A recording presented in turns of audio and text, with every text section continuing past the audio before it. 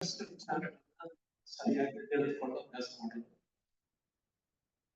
ಯೋಗ ಅಥವಾ ಯೋಗದ ಪ್ರಕಾರ ನಾವು ಅಭ್ಯಾಸ ಮಾಡುವಾಗ ದೇಹ 50% ಮಾತ್ರ ದಣಿಬೇಕು. 50%, ಅದಕ್ಕಿಂತ ಜಾಸ್ತಿ ದೇಹ ದಣಿಬಾರದು, ಅಥವಾ ಅದಕ್ಕಿಂತ ಕಡಿಮೆ ಕೂಡ ದೇಹ ದಣಿಬಾರದು. ಆಯ್ತಾ? ಯಾಕೆಂತ ಹೇಳಿದ್ರೆ ಸಮತ್ವಂ ಯೋಗ ಉಚ್ಯತೆ. ತುಂಬಾ ಸುಸ್ತಾದ್ರೂ ಕೂಡ ಅದು ತಪ್ಪು, ತುಂಬಾ ಸುಸ್ತಾದ್ರೂ ಕೂಡ ಅದು ತಪ್ಪು. ಅಥವಾ ಏನು ಮಾಡ್ಲೇ ಇಲ್ಲ, ಸುಮ್ಮನೆ ಇದೀವಿ, ಅದು ಕೂಡ 50% ಮಾತ್ರ ಸುಸ್ತಾಗಬೇಕಷ್ಟೇ, ಅದಕ್ಕಿಂತ ಜಾಸ್ತಿ ಆಗಬಾರ್ದು. ಈ ವಿಚಾರ ನಮ್ಮ ದಿಮಾಗದಲ್ಲಿ ರೈಟ್. ಈ ದಿವಸದ ವಿಚಾರಕ್ಕೆ ನಾವು ಬರೋಣ. ಈ ದಿವಸದ ವಿಚಾರ ಅಷ್ಟಾಂಗ ಯೋಗ. ಅಷ್ಟಾಂಗ ಯೋಗ ಕೆಲವರಿಗೆ ಪರಿಚಯ ಇದೆ ಅಂತ ಹೇಳಿ ನಾನು ಭಾವಿಸ್ತೇನೆ. ರಾಜಯೋಗದ ಅಡಿಯಲ್ಲಿ ಬರುವಂತಹ ಒಂದು ವಿಚಾರ. ಪತಂಜಲಿ ಮಹಾಮುನಿಗಳು ನಮಗೆ ಈ ಅಷ್ಟಾಂಗ ಯೋಗವನ್ನ ಪರಿಚಯಿಸಿದ್ದಾರೆ. ಯೋಗ ಭಾಷೆಗೆ ಸೂತ್ರವನ್ನ ಬರೆದಂತಹವರು ಪತಂಜಲಿ ಮಹಾಮುನಿ. ವಿಚಾರಗಳನ್ನ ಅರ್ಥ ಮಾಡ್ಕೊಳ್ತಾ ಅಷ್ಟಾಂಗ ಯೋಗ, ಅಂತಹ ಅಷ್ಟಾಂಗ ಯೋಗವನ್ನ ರಚನೆ ಮಾಡಿಕೊಟ್ಟಂತಹ ಪತಂಜಲಿ ಮಹಾಮುನಿಗಳಿಗೆ ನಾವು ವಂದಿಸ್ತಾ, ಆಯ್ತಾ, ಇವತ್ತಿನ ಈ ಒಂದು ಕಾರ್ಯಗಳನ್ನು ನಾವು ಪ್ರಾರಂಭ ಮಾಡೋಣ. ಮತ್ತೆ ನಾವೆಲ್ಲರೂ ಕೂಡ ಪತಂಜಲಿ ಯೋಗ ಪೀಠದ ಅಡಿಯಲ್ಲಿ ಈ ಯೋಗದ ಅಭ್ಯಾಸಗಳನ್ನು ಮಾಡ್ತಾ ಇದ್ದೀವಿ ಅಲ್ವಾ? ಪತಂಜಲಿ ಅಂದ್ರೆ ಅರ್ಥ ಏನು ಗೊತ್ತಾ? ಪತಂಜಲಿ ಅಂತ ಹೇಳಿದ್ರೆ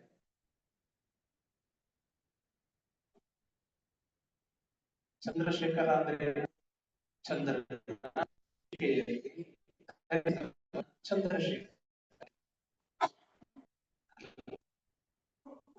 ಅಂತ ಹೇಳಿದ್ರೆ ಪುರಗ ಅಂದ್ರೆ ಹಾಲನ್ನ ಧರಿಸಿದವನನ್ನ ಪುರಗದನ. ಪುರಗ ಅಂದ್ರೆ ಅದರ ಪುರ ಅಂದ್ರೆ ಎದೆಯ ಭಾಗ, ಪುರ ಅಂದ್ರೆ ಎದೆಯ ಭಾಗ, ಅಂದ್ರೆ ಗಮಿಸುವುದು. ಎದೆಯ ಭಾಗವನ್ನ ನೆಲಕ್ಕೆ ತಾಗಿಸಿ ಚಲಿಸುವಂತಹ ಪ್ರಾಣಿಯನ್ನ ಪುರಗ ಅಂತ ಕರೀತಾರೆ. ಸೊ ಹೀಗೆ ಅರ್ಥ ಇರುತ್ತೆ. ಹಾಗೆ ಪತಂಜಲಿ ಅಂದ್ರೆ ಎರಡು ಪದಗಳನ್ನು, ಪತಿ ಅಂಜಲಿ ಅಲ್ವಾ? ಪಥ ಅಂದ್ರೇನು? ಬೀಳದು, ಬೀಳದು. ಪಥ ಅಂದ್ರೆ ಪತನ ಅಂದ್ರೆ ಬೀಳದು, ಪಥ ಅಂದ್ರೆ ಬೀಳದು. ಅಂಜಲಿ ಅಂದ್ರೇನು? ಅಂಜಲಿ ಅಂದ್ರೆ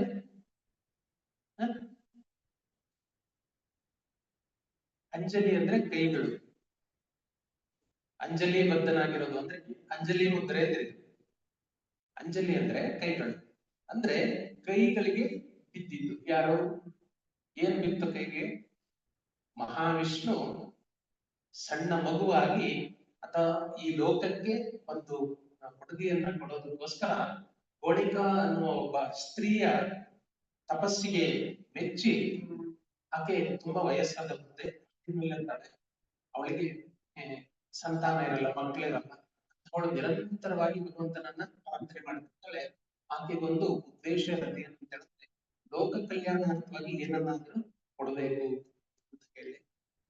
ಹಾಗಾಗಿ ಮಹಾವಿಷ್ಣು ಆಕೆಯ ಭಕ್ತಿಗೆ ಮೆಚ್ಚಿ ಏನು ವರ ಬೇಕು ಅಂತ ಕೇಳಿದಾಗ, ನನಗೊಂದು ಮಗು ಬೇಕು, ಆದ್ರೆ ನಾನು ವಯಸ್ಸಾದ ವೃದ್ಧ ಸ್ತ್ರೀ, ಆ ಮಗು ಲೋಕ ಕಲ್ಯಾಣಾರ್ಥವಾಗಿ ಏನಾದ್ರು ಕೆಲಸವನ್ನ ಮಾಡ್ಬೇಕು, ಅದಕ್ಕೋಸ್ಕರ ನನ್ನ ನಿರಂತರವಾಗಿ ನಡೀತಾ ಇದ್ದಾಗ ಮಹಾವಿಷ್ಣು ಏನ್ ಮಾಡ್ತಾರೆ, ನಾನು ನಿನಗೆ ಮಗುವಾಗಿ ಬರ್ತೀನಿ ಅಂತ ಹೇಳಿ ಆಕೆಯ ಕೈಗೆ ಬೀಳ್ತಾರೆ.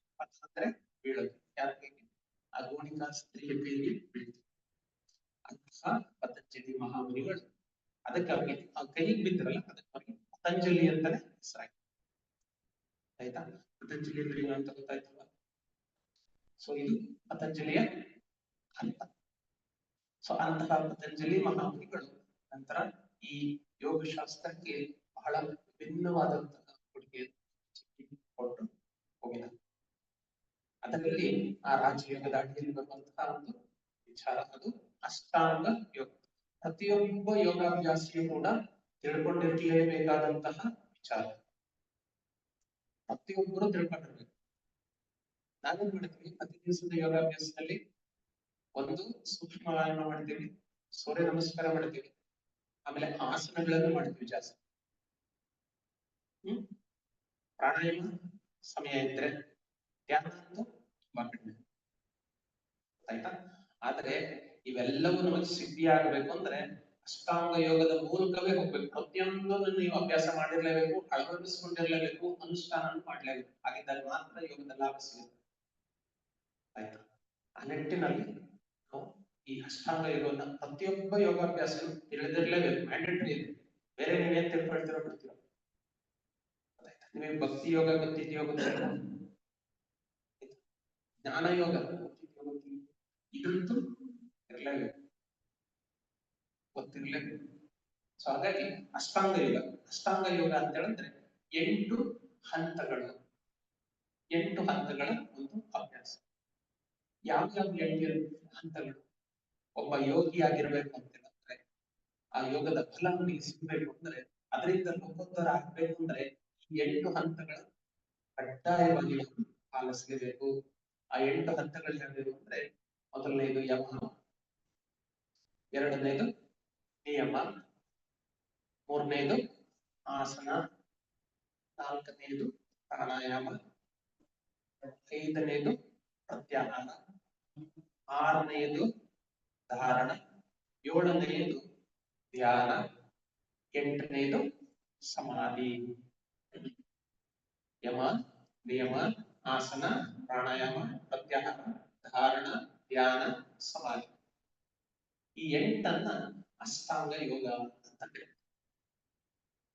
ನಾವು ಮಾಡ್ತಾ ಇರೋದು ಎಷ್ಟೆಷ್ಟನೇದು? ಮೂರನೇದು, ನಾಲ್ಕನೇದು, ಏಳನೇದು. ಬಾಕಿದು ಬಾಕಿದು ಬಾಕಿದು ಯಾರು ಮಾಡಿದ್ರು? ನಾವು ಮಾಡಿದ್ವಿ. ಪ್ರತಿಯೊಬ್ಬರು ಕೂಡ ಮಾಡ್ಲೇಬೇಕು. ಈಗ ಹೇಗಾಗುತ್ತೆ ಅಂತ ಹೇಳಿದ್ರೆ, 1ನೇ ಕ್ಲಾಸ್ ಇಲ್ಲ, 2ನೇ ಕ್ಲಾಸ್ ಇಲ್ಲ, 3ನೇ ಕ್ಲಾಸ್, 3ನೇ ಕ್ಲಾಸ್ ಆದ್ಮೇಲೆ 4ನೇ ಕ್ಲಾಸ್, ಆಮೇಲೆ ಸೀದಾ 7ನೇ ಕ್ಲಾಸ್, 8ನೇ ಕ್ಲಾಸ್, 4, 5, 6. ಇದು ಹೇಗಾಗುತ್ತೆ? ಇದೆಯಾ ಆ ಸಿಸ್ಟಮ್? ಇದೆಯಾ ನಮ್ಮಲ್ಲಿ? ಕ್ರಮವಾಗಿ ಹೋಗ್ಬೇಕಲ್ವಾ? 1, 2, 3, 4, 5, 6. ಹಾಗಿದ್ದಾಗ ಮಾತ್ರ ಅರ್ಥ ಆಗುತ್ತೆ. ಇಲ್ಲ ಅಂತ ಹೇಳಿದ್ರೆ ಹಾಗಾಗಿ ನಾವು ಇದನ್ನ ಕ್ರಮವಾಗಿ ನೋಡ್ತಾ ಹೋಗೋಣ. ನಾವು ಮೊದಲನೇದು ಯಮ. ಯಮ ಅಂದ್ರೆ ಏನು?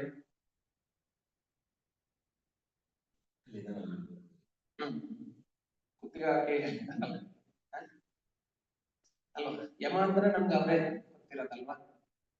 ಆದ್ರೆ ಯೋಗದ ಪರಿಭಾಷೆಯಲ್ಲಿ ಬೇರೆ ಅರ್ಥ ಇದೆ.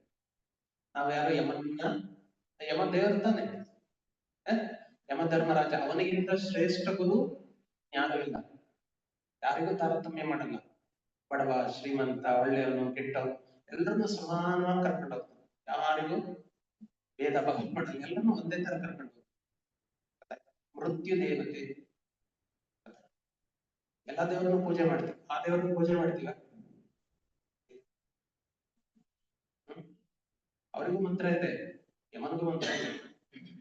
ಯಮಾಯ ಧರ್ಮರಾಜಾಯ ಮೃತ್ಯುವೇತಾಂಚಕಾಯ ಚ ಔದುಂಬರಾಯ ದುದ್ದಾಯ ನೀಲಾಯ ಪರಮೇಶ್ವರೇ ಹೇಳ್ತಿರೋದಿನ. ಅವರೆಲ್ಲರೂ ಪ್ರಸನ್ನರಾಗಿ ಆಯ್ತು ತಥಾಸ್ತು ಅಂದ್ರೆ ಅದಕ್ಕೆ.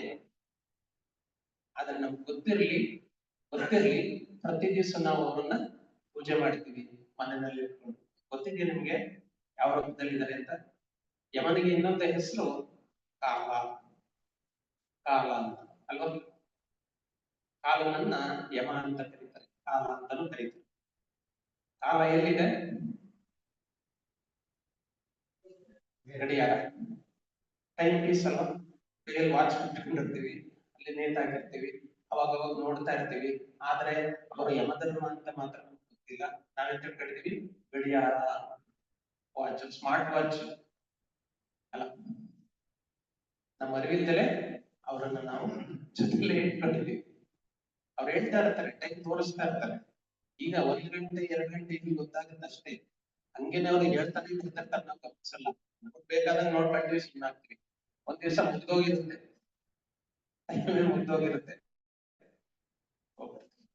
ಕಾಲದ ಜೊತೆಗೆ ನಡೆಯುವುದು ಹೇಗೆ ಅನ್ನೋದನ್ನ ಪತಂಜಲಿ ಮಹಾಮುನಿಗಳು ಯೋಗದ ಪರಿಭಾಷೆಯಲ್ಲಿ ಯಮ ಅಂತ ಹೇಳಿದ್ರೆ ಅದು 5 ವಿಚಾರಗಳನ್ನು ಒಳಗೊಂಡಿದೆ. ಅದು ಸತ್ಯ, ಅಹಿಂಸೆ, ಆಸ್ತೇಯ, ಪರಿಗ್ರಹ, ಬ್ರಹ್ಮಚರ್ಯ. ಇನ್ನೊಂದ್ಸರಿ ಹೇಳೋಣ. ಸತ್ಯ, ಅಹಿಂಸೆ, ಆಸ್ತೇಯ, ಅಪರಿಗ್ರಹ, ಬ್ರಹ್ಮಚರ್ಯ. ಇಷ್ಟು ಸೇರಿದರೆ ಇದನ್ನ ಯಮ ಅಂತ ಕರೀತಾರೆ. ಯೋಗ ಅಷ್ಟು ಸುಲಭ ಸುಮ್ಮನೆ ಅಂತ ಇದರ್ಥ ಆಯ್ತಾ? ಯಮ ಅಂದ್ರೆ ಏನು ಅಂತ ಅರ್ಥ ಆಯ್ತು ಅಲ್ವಾ? ಯಾವ್ಯಾವುದು?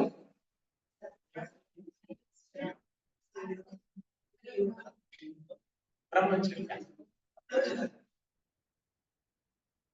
ಸತ್ಯ ಅಂದ್ರೆ ಏನು ಗೊತ್ತಾ?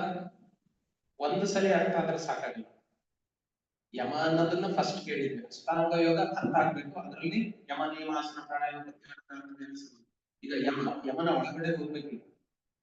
ಅದರಲ್ಲಿ 5 ಯಾವ್ಯಾವುದು? ಸತ್ಯ, ಅಹಿಂಸೆ, ಆಸ್ತೇಯ, ಪರಿಗ್ರಹ, ಬ್ರಹ್ಮಚರ್ಯ. ಹಾಗಾದ್ರೆ ಸತ್ಯ ಅಂದ್ರೆ ಏನು? ನಿಜ ಹೇಳೋದು. ಯಾವ್ದು ನಿಜ? ಯಾವ್ದು ವಾಸ್ತವ? ಈಗಿರುವಂತದ್ದು. ಈಗಿರುತ್ತಾ? ಇಲ್ಲ, ಬದಲಾಗುತ್ತಲ್ಲ. ಹಂಗಾದ್ಮೇಲೆ ಅದು ಸತ್ಯನ ಸುಳ್ಳ? ಅಲ್ಲ, ಸುಳ್ಳು. ಸುಳ್ಳೆ ಸುಳ್ಳೆ. ಈ ಜಾಗ ಹರಿಹರ ಶ್ರೀಧರ್ಜಿಯವರಿಗೆ ಸೇರಿದಂಥದ್ದು. ಅವ್ರು ಹುಟ್ಟಿದಾಗಲಿಂದ ಇಲ್ಲೇ ಇದ್ರು. ಅದು ಯಾರೋ ಆಗಿತ್ತು, ಈಗ ಇವ್ರದ್ದು. ಇವ್ರದೇ ಆಗಿರುತ್ತಾ? ಗೊತ್ತಿಲ್ಲ. ಮುಂದೆ ಇನ್ಯಾರದು ಆಗ್ಬೋದು. ಇಲ್ಲಿ ಯಾವ್ದು ಮರಗಿಡ ಇತ್ತು, ಅಥವಾ ಇನ್ನೇನೋ ಉದ್ಯಾನವನ ಇತ್ತು, ಅಥವಾ ಇನ್ಯಾರೋ ರಾಜರು ಸಂಬಂಧಿಸಿದ್ರೆ, ಅಥವಾ ಇನ್ಯಾರೋ ಯಾರಿದ್ರು ಗೊತ್ತಿಲ್ಲ. ಎಲ್ಲ ಕೆರೆ ಇತ್ತು. ಅದು ಬದಲಾಗ್ತಾ ಇರುತ್ತೆ. ಗೊತ್ತಾಯ್ತು? ಬದಲಾವಣೆ ಜಗದ ನಿಯಮ. ಪ್ರತಿಯೊಂದು ಬದಲಾಗ್ತಾ ಇರುವಾಗ ನಾವ್ ಏನನ್ನ ಹೇಳಿದ್ರು ಕೂಡ ಅದು ಸುಳ್ಳು. ನೀವು ಕೇಳ್ತೀರಾ, ಮನೆಯಲ್ಲಿ ಎಲ್ಲಿ ಹೋಗಿದ್ರಿ ನೀವು? ಬೆಳಗ್ಗೆ 5 ಗಂಟೆಯಿಂದ 7 ಗಂಟೆ ಎಲ್ಲಿದ್ರಿ ನೀವು ಅಂತ ನೀವೇ ಹೇಳ್ತೀರಿ, ಸತ್ಯನೇ ಹೇಳ್ತೀರಿ. ಏನಂತ? ನಾವು ಅಭ್ಯಾಸ ಯೋಗದ ಅಭ್ಯಾಸ ವರ್ಗಕ್ಕೆ ಹೋಗಿದ್ವಿ. ನಿಜನಾ? ನಿಜನಾ? ನೀವು ಅವ್ರು ಕೇಳಿದಾಗ ಇಲ್ಲಿ ಇರ್ಲಿಲ್ಲ. ಆ ಟೈಮಲ್ಲಿ ಯಾವುದೋ ಒಂದು ಟೈಮಲ್ಲಿ ಇದ್ರಿ. ನಿಮ್ಮನ್ನ ಕೇಳೋದು ಯಾವಾಗ? ಅವರು ಮನೆಗೆ ಹೋಗ್ತೀರಿ 7:30 ಅಲ್ವಾ? ಹಾಗಾದ್ರೆ ಎಲ್ಲವೂ ಕೂಡ ಸುಳ್ಳು.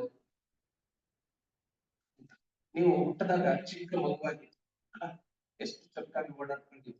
ಹೇಗಿರ ಈಗ ವಯಸ್ಸಾಗಿದೆ ಅಲ್ಲ, ಒಂದು ಹಂತಕ್ಕೆ ಬಂದಿದ್ವಿ. ಆಮೇಲೆ ಏನಾಗುತ್ತೆ? ಇನ್ನೂ ವಯಸ್ಸಾಗುತ್ತೆ. ಇನ್ನೂ ವಯಸ್ಸಾದ ಆಮೇಲೆ ಒಂದ್ ದಿವಸ ಏನಾಗುತ್ತೆ? ಇರದೇ ಇಲ್ಲ, ನಾವು ಬರೀ ಫೋಟೋ ಮಾತ್ರ ಇರುತ್ತೆ ಅಷ್ಟೇ. ಅದು ಇರಲ್ಲ ಬಿಡಿ. ಏನ್ರಿ ಈಗ ಅದು ಯಾರು ಇಟ್ಕೊಳ್ಳಲ್ಲ. ಸತ್ಯನೇ ಹೇಳು. ಅಂತಿಮ ಸತ್ಯ. ನಮ ಶಿವಾಯ. ಅವರು ಇರಲ್ಲ. ಅದು ಫೋಟೋ ಇಟ್ಕೊಳ್ಳೋದಕ್ಕೆ ಅವ್ರು ಯಾರು ಇರ್ಬೇಕಲ್ವಾ? ಅವರು ಇರಲ್ಲ. ಸೊ ಎಲ್ಲವೂ ಕೂಡ ಸುಳ್ಳು. ಹಾಗಾದ್ರೆ ಸತ್ಯ ಅಂದ್ರೆ ಏನು?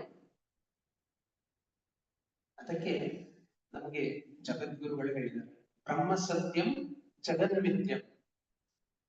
ಅದ್ರ ಅರ್ಥ ಏನು? ಸತ್ಯ ಅಂದ್ರೆ ಏನು ಗೊತ್ತಾ? ಬ್ರಹ್ಮ ಸತ್ಯ. ಬ್ರಹ್ಮ ಸತ್ಯ ಭಗವಂತ ಒಬ್ಬನೇ ಸತ್ಯ, ಬಾಕಿದೆಲ್ಲ ಸುಳ್ಳು. ಬ್ರಹ್ಮ ಸತ್ಯಂ ಜಗನ್ಮಿಥ್ಯಂ. ಇದನ್ನ ಸತ್ಯ ಅಂದ್ರೆ ನಮ್ಗೆಲ್ಲ ಗೊತ್ತಿರ್ಲಿ, ನಾವೆಲ್ಲರೂ ಕೂಡ ಸರ್ವಂ ಕ್ಷಣಿಕಂ ಕ್ಷಣಿಕಂ. ಯಾರು ಪರ್ಮನೆಂಟ್ ಆಗಿ ಇರಲ್ಲ. ಯಾರು ಆಯಸ್ಸು ಎಷ್ಟು ದಿವಸ ಗೊತ್ತಿಲ್ಲ ಅಲ್ವಾ?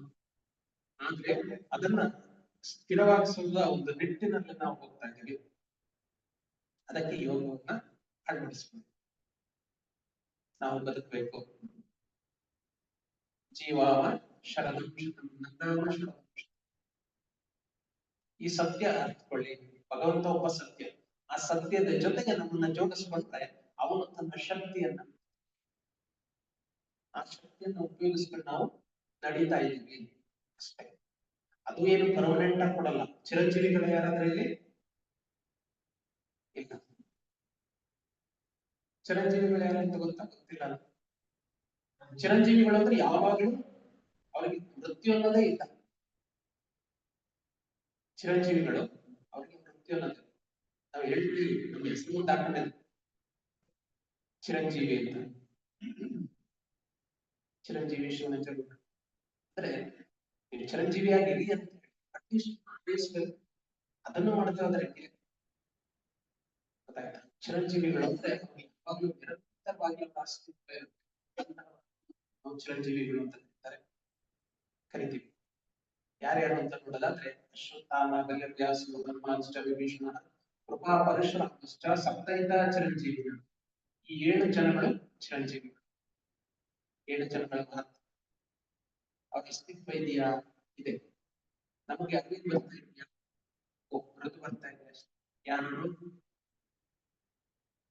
ಆಂಜನೇಯ. ಅಶ್ವತ್ಥಾಮ ಗೊತ್ತಿಲ್ಲ, ಬಲಿ ಗೊತ್ತಿಲ್ಲ, ವ್ಯಾಸ ಗೊತ್ತಿಲ್ಲ. ವ್ಯಾಸರಲ್ಲಿ ನಾವು ಏನ್ ಮಾಡ್ತೀವಿ? ರಚನೆ ಮಾಡ್ತಿದ್ದಾರೆ, ಭಾರತ ಬರ್ತಿದೆ, ಮಹಾಭಾರತ ವ್ಯಾಸ.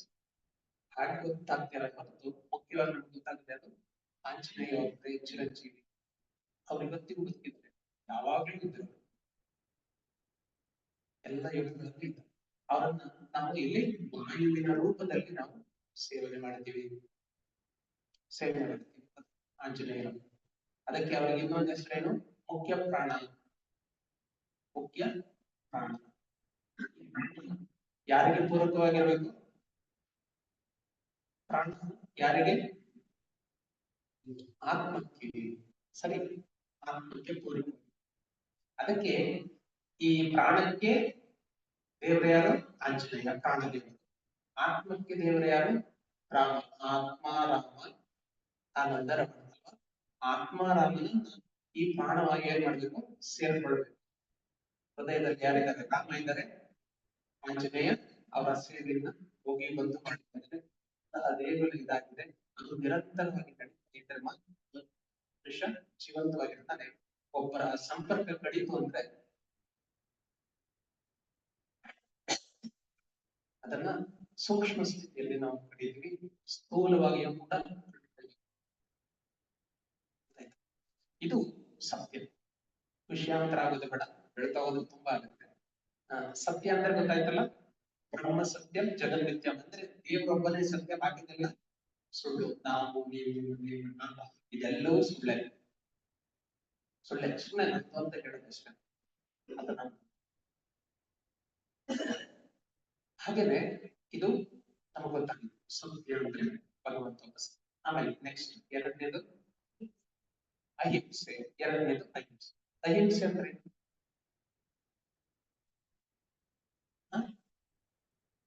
ಹಿಂಸೆ ಮಾಡದೇ ಇರೋದನ್ನ ಅಹಿಂಸೆ. ಹೇಗೆ ಅಹಿಂಸೆ ಅಂತಂದ್ರೆ, ಇಲ್ಲೆಲ್ಲ ಒಂದು ಇರುವೆ ಹೋಗ್ತಿರುತ್ತೆ, ಅದನ್ನ ಪ್ರೋತ್ಸಾಹಿಸಿದ್ರೆ ಹೊಡೆದ್ರೆ ಮಾಡಬಾರ್ದು, ಅದ ಅಹಿಂಸೆನ? ಅಥವಾ ನಾನು ಇವ್ರಿಗೆ ತೊಂದರೆ ಕೊಡಲ್ಲ, ಅದ ಅಹಿಂಸೆನ? ಅಲ್ಲ.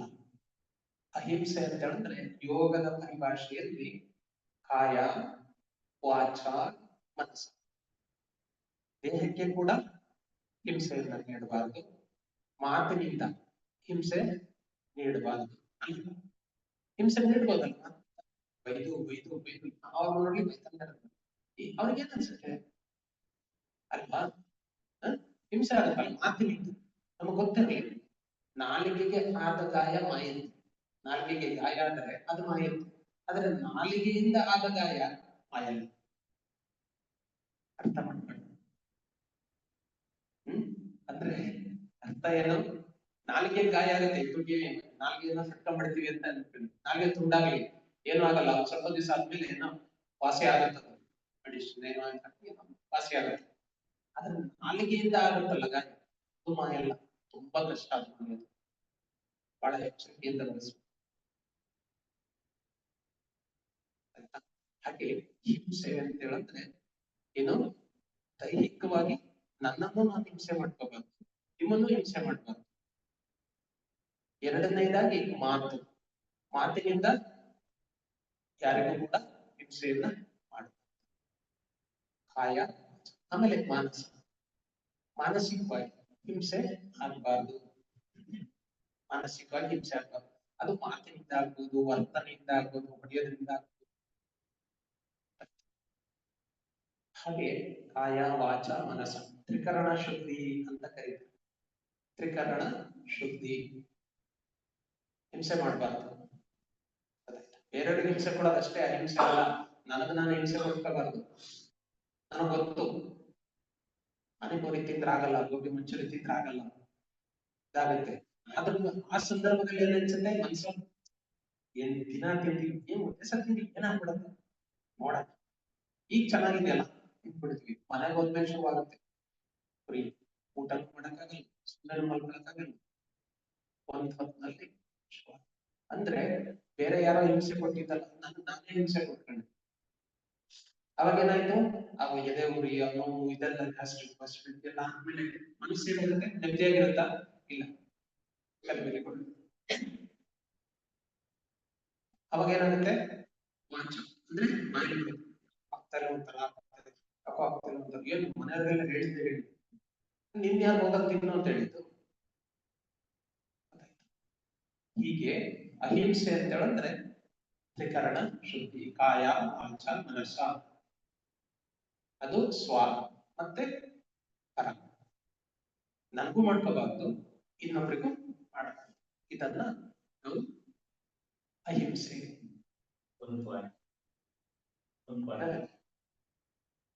ಮನಸ್ಸ ಬಹಳ ಮುಖ್ಯ ಕೆಲಸ. ಹೇಳಿದ್ರೆ ನಾವು ಕೈ ಮಾಡೋದು ಗೊತ್ತಾಗುತ್ತೆ, ಮಾತಾಡೋದು ಗೊತ್ತಾಗುತ್ತೆ. ಅದನ್ನು ಮನಸ್ಸಲ್ಲಿ ಇನ್ನೊಬ್ಬರ ಬಗ್ಗೆ ದ್ವೇಷ ಮಾಡಿ, ಮನಸ್ಸಲ್ಲಿ ಇನ್ನೊಬ್ಬರ ಬಗ್ಗೆ ನಾವು ಏನೋ ಅಂದ್ಕೊಂಡಿರ್ತೇವೆ ಮಾತ್ರ ಗೊತ್ತಾಗುತ್ತೆ.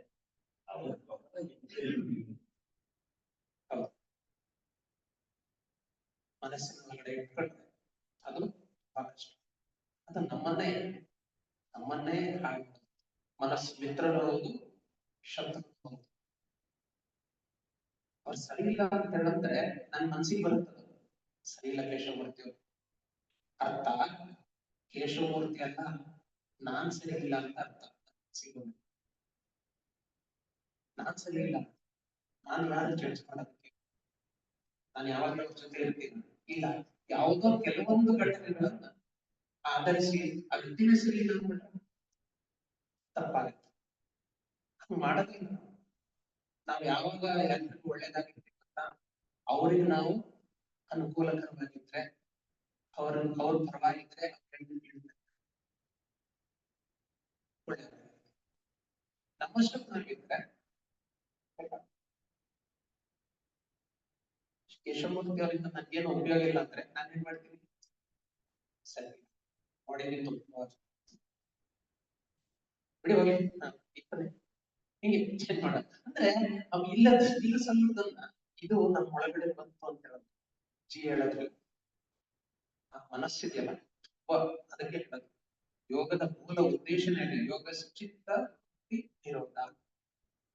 ಚಿತ್ತ ಅಂದ್ರೇನು? ಮನಸ್ಸು. ವೃತ್ತಿ ಅಂದ್ರೇನು? ಕೆಲಸ. ಮನಸ್ಸಿನ ಕೆಲಸ ಏನು? ಬರೀ ಇದೆ, ಅವ್ರು ಸರಿ ಇಲ್ಲ, ಇವ್ರು ಸರಿ ಇಲ್ಲ, ಹಂಗಿರ್ಬೇಕಾಗಿತ್ತು, ಹಿಂಗಿರ್ಬೇಕಾಗಿತ್ತು, ನಾನು ನೋಡಿದ್ರೆ ಹಿಂಗಿದ್ದೀನಿ, ಇವತ್ತಿನ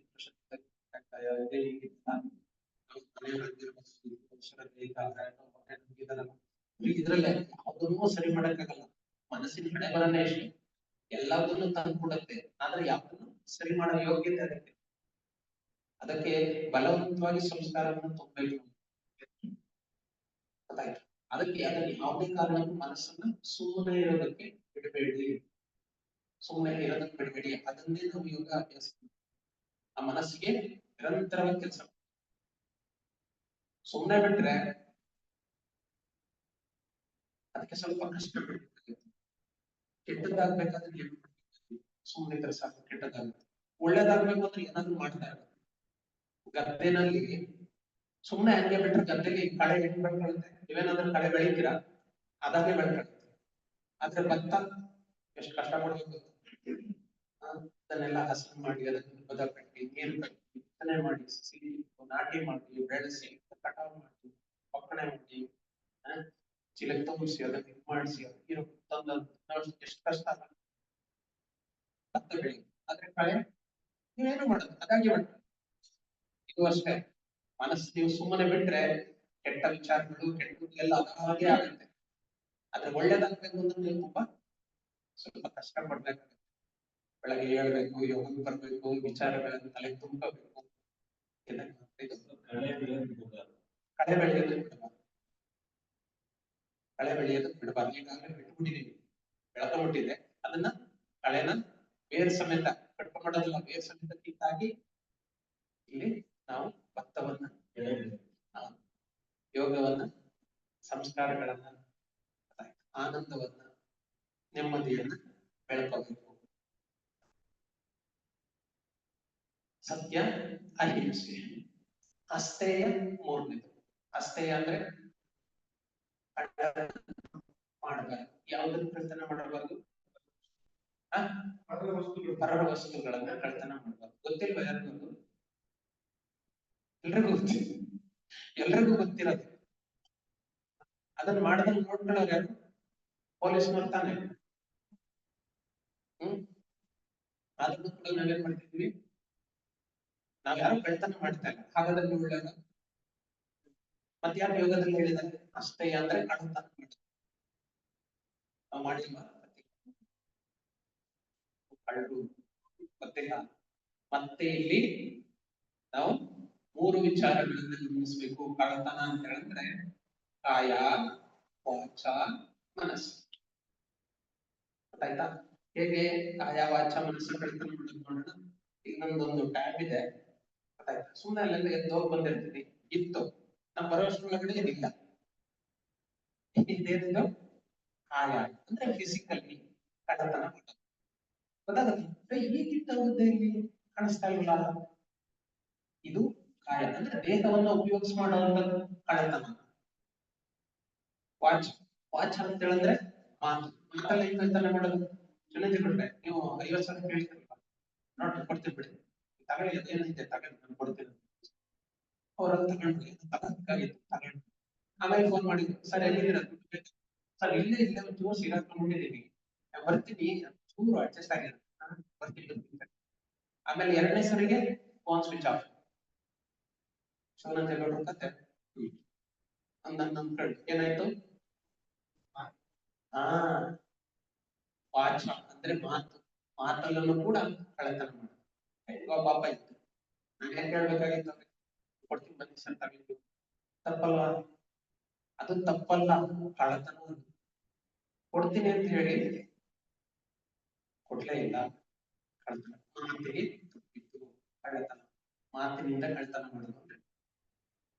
ನಾನು ಇದೀನಿ ನಡಿ, ನಾನು ಇದೀನಿ ನಡಿ ಅಂತ ಅವ್ರು ಮುಂದೆ ಹೋಗ್ತಾ ಇರ್ತಾರೆ, ತಿರುಗಿ ನೋಡಿದ್ರೆ ಅವ್ರು ಹಿಡ್ದ ಇಲ್ಲ ಅಂದ್ರೆ ಮಾತಿಗೆ ಕರೀತಾರೆ.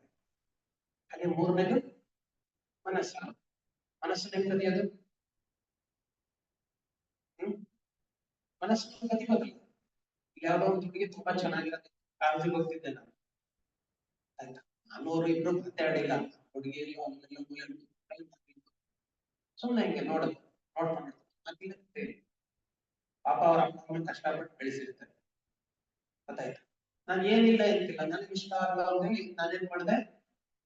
ಅವಳ ಮನಸ್ಸನ್ನ ಕದ್ದೆ, ಅಥವಾ ಹಾಗೆ ನನ್ನ ಮನಸ್ಸನ್ನ ಕದ್ಲು. ಮಾತಿಲ್ಲ, ಕಥೆ ಇಲ್ಲ, ಅದನ್ನ ಏನು ಈ ತರದ ಕಳ್ತನ ಏನು ಮಾಡಿಲ್ಲ, ಆದ್ರೂ ಕೂಡ ಮನಸ್ಸನ್ನ ಅವ್ರ ಮನಸ್ಸು ಏನಾಯ್ತು? ಯಾವಾಗ್ಲೂ ನನ್ನ ಮೇಲೆನೆ, ಗೊತ್ತಾಯ್ತಾ? ಮನೆಗೆ ಹೋದ್ರು ಅಷ್ಟೇ, ಊಟ ಇಲ್ಲ, ತಿಂಡಿ ಇಲ್ಲ, ಸುಮ್ಮನೆ ಬರೀ ಯಾಕೆ ಹೀಗೆ ಬಿಟ್ ಮಾಡಿ ಎಲ್ಲಿಯವರಾದ್ರಂತ ಕೇಳಂಗಿಲ್ಲ. ಕದ್ದಿದ್ದೇನ ಕಳ್ಳತನದಿಂದ ಎಷ್ಟು ತೊಂದರೆ ಆಗುತ್ತಲ್ಲ. ಇದನ್ನ ಕದ್ರೆ ಪೊಲೀಸ್ ಸ್ಟೇಷನ್ ಅಲ್ಲಿ ಶಿಕ್ಷೆ ಆಗುತ್ತೆ, ಮಾತಿಗೆ ಕದ್ರೆ ವೈರತ್ವ ಉಂಟಾಗುತ್ತೆ, ಮನಸ್ಸನ್ನ ಕದ್ರೆ ಸಂಬಂಧಗಳೇ ಹಾಳಾಗೋಗ್ಬಿಡತ್ತೆ, ಜೀವನನೇ. ಸೊ ಕಳ್ಳತನ ಅಂತ ಹೇಳಿದ್ರೆ, ಅಸ್ಥೇಯ ಅಂದ್ರೆ ಈ 3 ರೀತಿಯಲ್ಲೂ ನಾವು ಯೋಗಿಗಳು ನಾವು ಯೋಗಾಭ್ಯಾಸ ಮಾಡ್ತೇವೆ, ಈ 3ನ್ನು ಯೋಗಿಗಳು ಮಾಡಬಾರ್ದು. ಯೋಗನೇ ಬೇಡ, ನೀವೇ ಬೇಡ.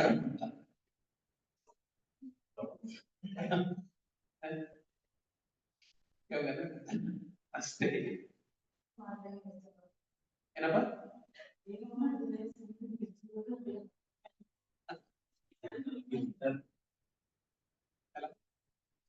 ಮಾಡೋದ್ ಮನುಷ್ಯ ಗೊತ್ತಾಯ್ತಾ? ಈ ಮಾಡೋದ್ರಿಂದ ಏನೋ ಆಗತ್ತೆ ಆಯ್ತಾ. ನಾವು ಎಲ್ಲ ತಪ್ಪೇ ತಿಳ್ಕೊಂಡಿರೋದು. ನಾವು ಮನೆಯಲ್ಲಿ ಹೋದ್ರೆ ಅನ್ನ ಮಾಡ್ತೀವಿ, ಅನ್ನ ನೀವು ಮಾಡೋದಲ್ಲ, ಅನ್ನ ಆಗೋದು. ಅನ್ನ ಮಾಡಕ್ ನೀವೇನ್ ಮಾಡ್ಬೇಕು? ಪಾತ್ರೆ ತಗೋಬೇಕು, ಅಕ್ಕಿ ಹಾಕಬೇಕು, ನೀರ್ ಹಾಕ್ಬೇಕು, ಸ್ಟವ್ ಆನ್ ಮಾಡ್ಬೇಕು, ಇಡ್ಬೇಕು. ಇಟ್ಮೇಲೆ ಸುಮ್ಮನೆ ಕೂತಿರ್ಬೇಕಷ್ಟೇ. ನೀವೇನ್ ಎಲ್ಲಾದ್ರೂ ಬಿಸಿ ಬಿಸಿ ಬಿಸಿ ಮಾಡಿ ಮಾಡಿದ್ರೆ ಆಗಲ್ಲ. ನಮ್ಮ ಶಕ್ತಿ ಅಷ್ಟೇ.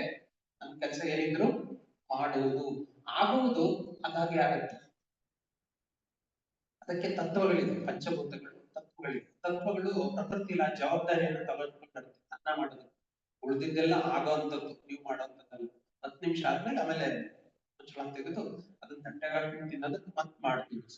ಊಟ ಮಾಡ್ತೀವಿ, ಊಟ ಮಾಡ್ತೀವಿ. ಒಳಗೋದ್ಮೇಲೆ ಮತ್ತೆ ಡೈಜೆಷನ್ ಆಗ್ಬೇಕು, ಮಾಡಕ್ಕಾಗಲ್ಲ. ಹಾಗೆ ನೀವು ಮಾಡುವುದು ಮತ್ತೆ ಇವೆರಡ ವ್ಯತ್ಯಾಸ ಗೊತ್ತಿರಲಿ. ಮಾಡುವುದನ್ನ ಸರಿಯಾಗಿ ಮಾಡಿದ್ರೆ ಆಗುವುದು ಸರಿಯಾಗಿ. ನಮ್ಮೊಂದು ಮಾತಿದೆ, ಮಾಡಬಾರದು ಮಾಡಿದ್ರೆ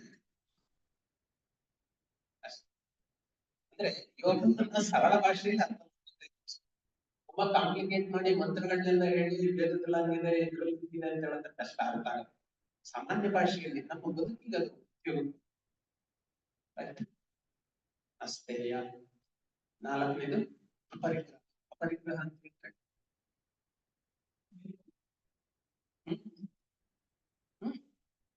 ವೆರಿ ಅಪರಿಗ್ರಹ ಅಂತ ಹೇಳಿದ್ರೆ ಮಿತ ಅಥವಾ ಎಷ್ಟು ಬೇಕೋ ಅಷ್ಟೇ, ಪ್ರಮಾಣಬದ್ಧ. ಪ್ರಮಾಣ ಅಂತ ಹೇಳ್ತಾರೆ. ಪ್ರಮಾಣ ಅಂತ ಹೇಳಿದ್ರೆ ಈಗ ನನಗೆ ಊಟ ಬೇಕು, ಎಷ್ಟು? ಒಂದಿಷ್ಟ ಆದ್ರೆ ಸಾಕು. ಅಥವಾ ಇಲ್ಲೆಲ್ಲ ಒಂದಿಷ್ಟು ಸ್ವೀಟ್ ಜಿಲೇಬಿ ಇಟ್ಟಿದ್ದಾರೆ, 1 ಅಥವಾ 2 ಜಿಲೇಬಿ. ಅಲ್ಲೆಷ್ಟಿದೆ? ಒಂದು 20 ಇದೆ, 20 ಜಿಲೇಬಿ ಇದೆ. ಗೊತ್ತಾಯ್ತಾ? ನಾನೇನ್ ಮಾಡ್ತೀನಿ, ಆ 20 ಒಂದು 15 ನಾನು ತಗೊಂಡ್ಬಿಡ್ತೀನಿ. 10 ಗೊತ್ತಾಯ್ತಾ? ಒಂದು 10 ಜಿಲೇಬಿ ನಾನೇ ತಗೊಂಡ್ಬಿಡ್ತೀನಿ. ಇನ್ನು 10 ಜಿಲೇಬಿನ ತಗೊಳ್ಳಿ. ನನಗ್ ಸೇರ್ಬೇಕಾಗಿದ್ದೆಷ್ಟು? 1 ಅಥವಾ 2 ಅಷ್ಟೇ.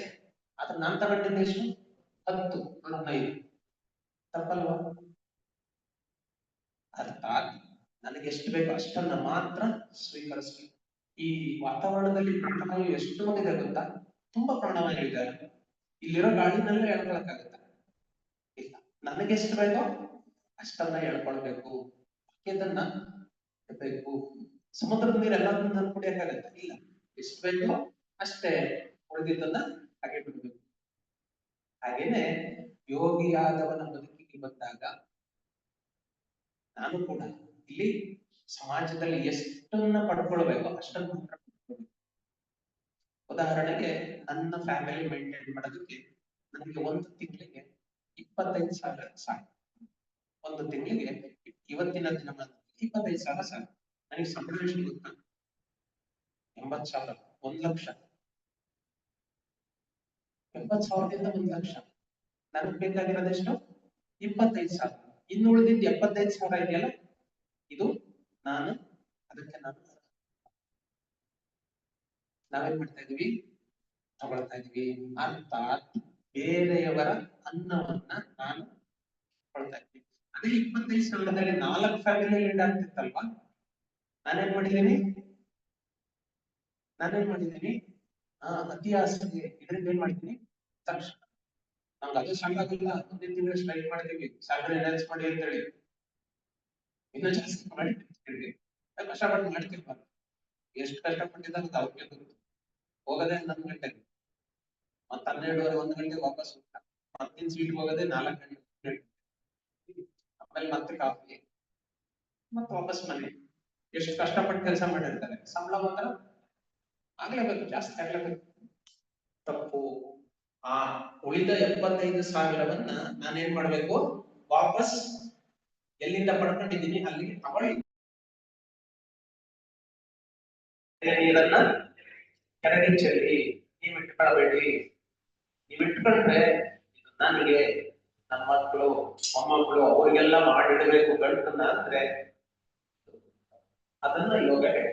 ನಾನಲ್ಲ ತಿಳ್ಕೊಬೇಡಬೇಕು, ಇವರೇ ಹೇಳ್ತಾರ, ಇವ್ರಿಗೆ ಎಷ್ಟಿದೆ ಏನು ನಾಲ್ಕು ಹಚ್ಚಿಲ್ಲ.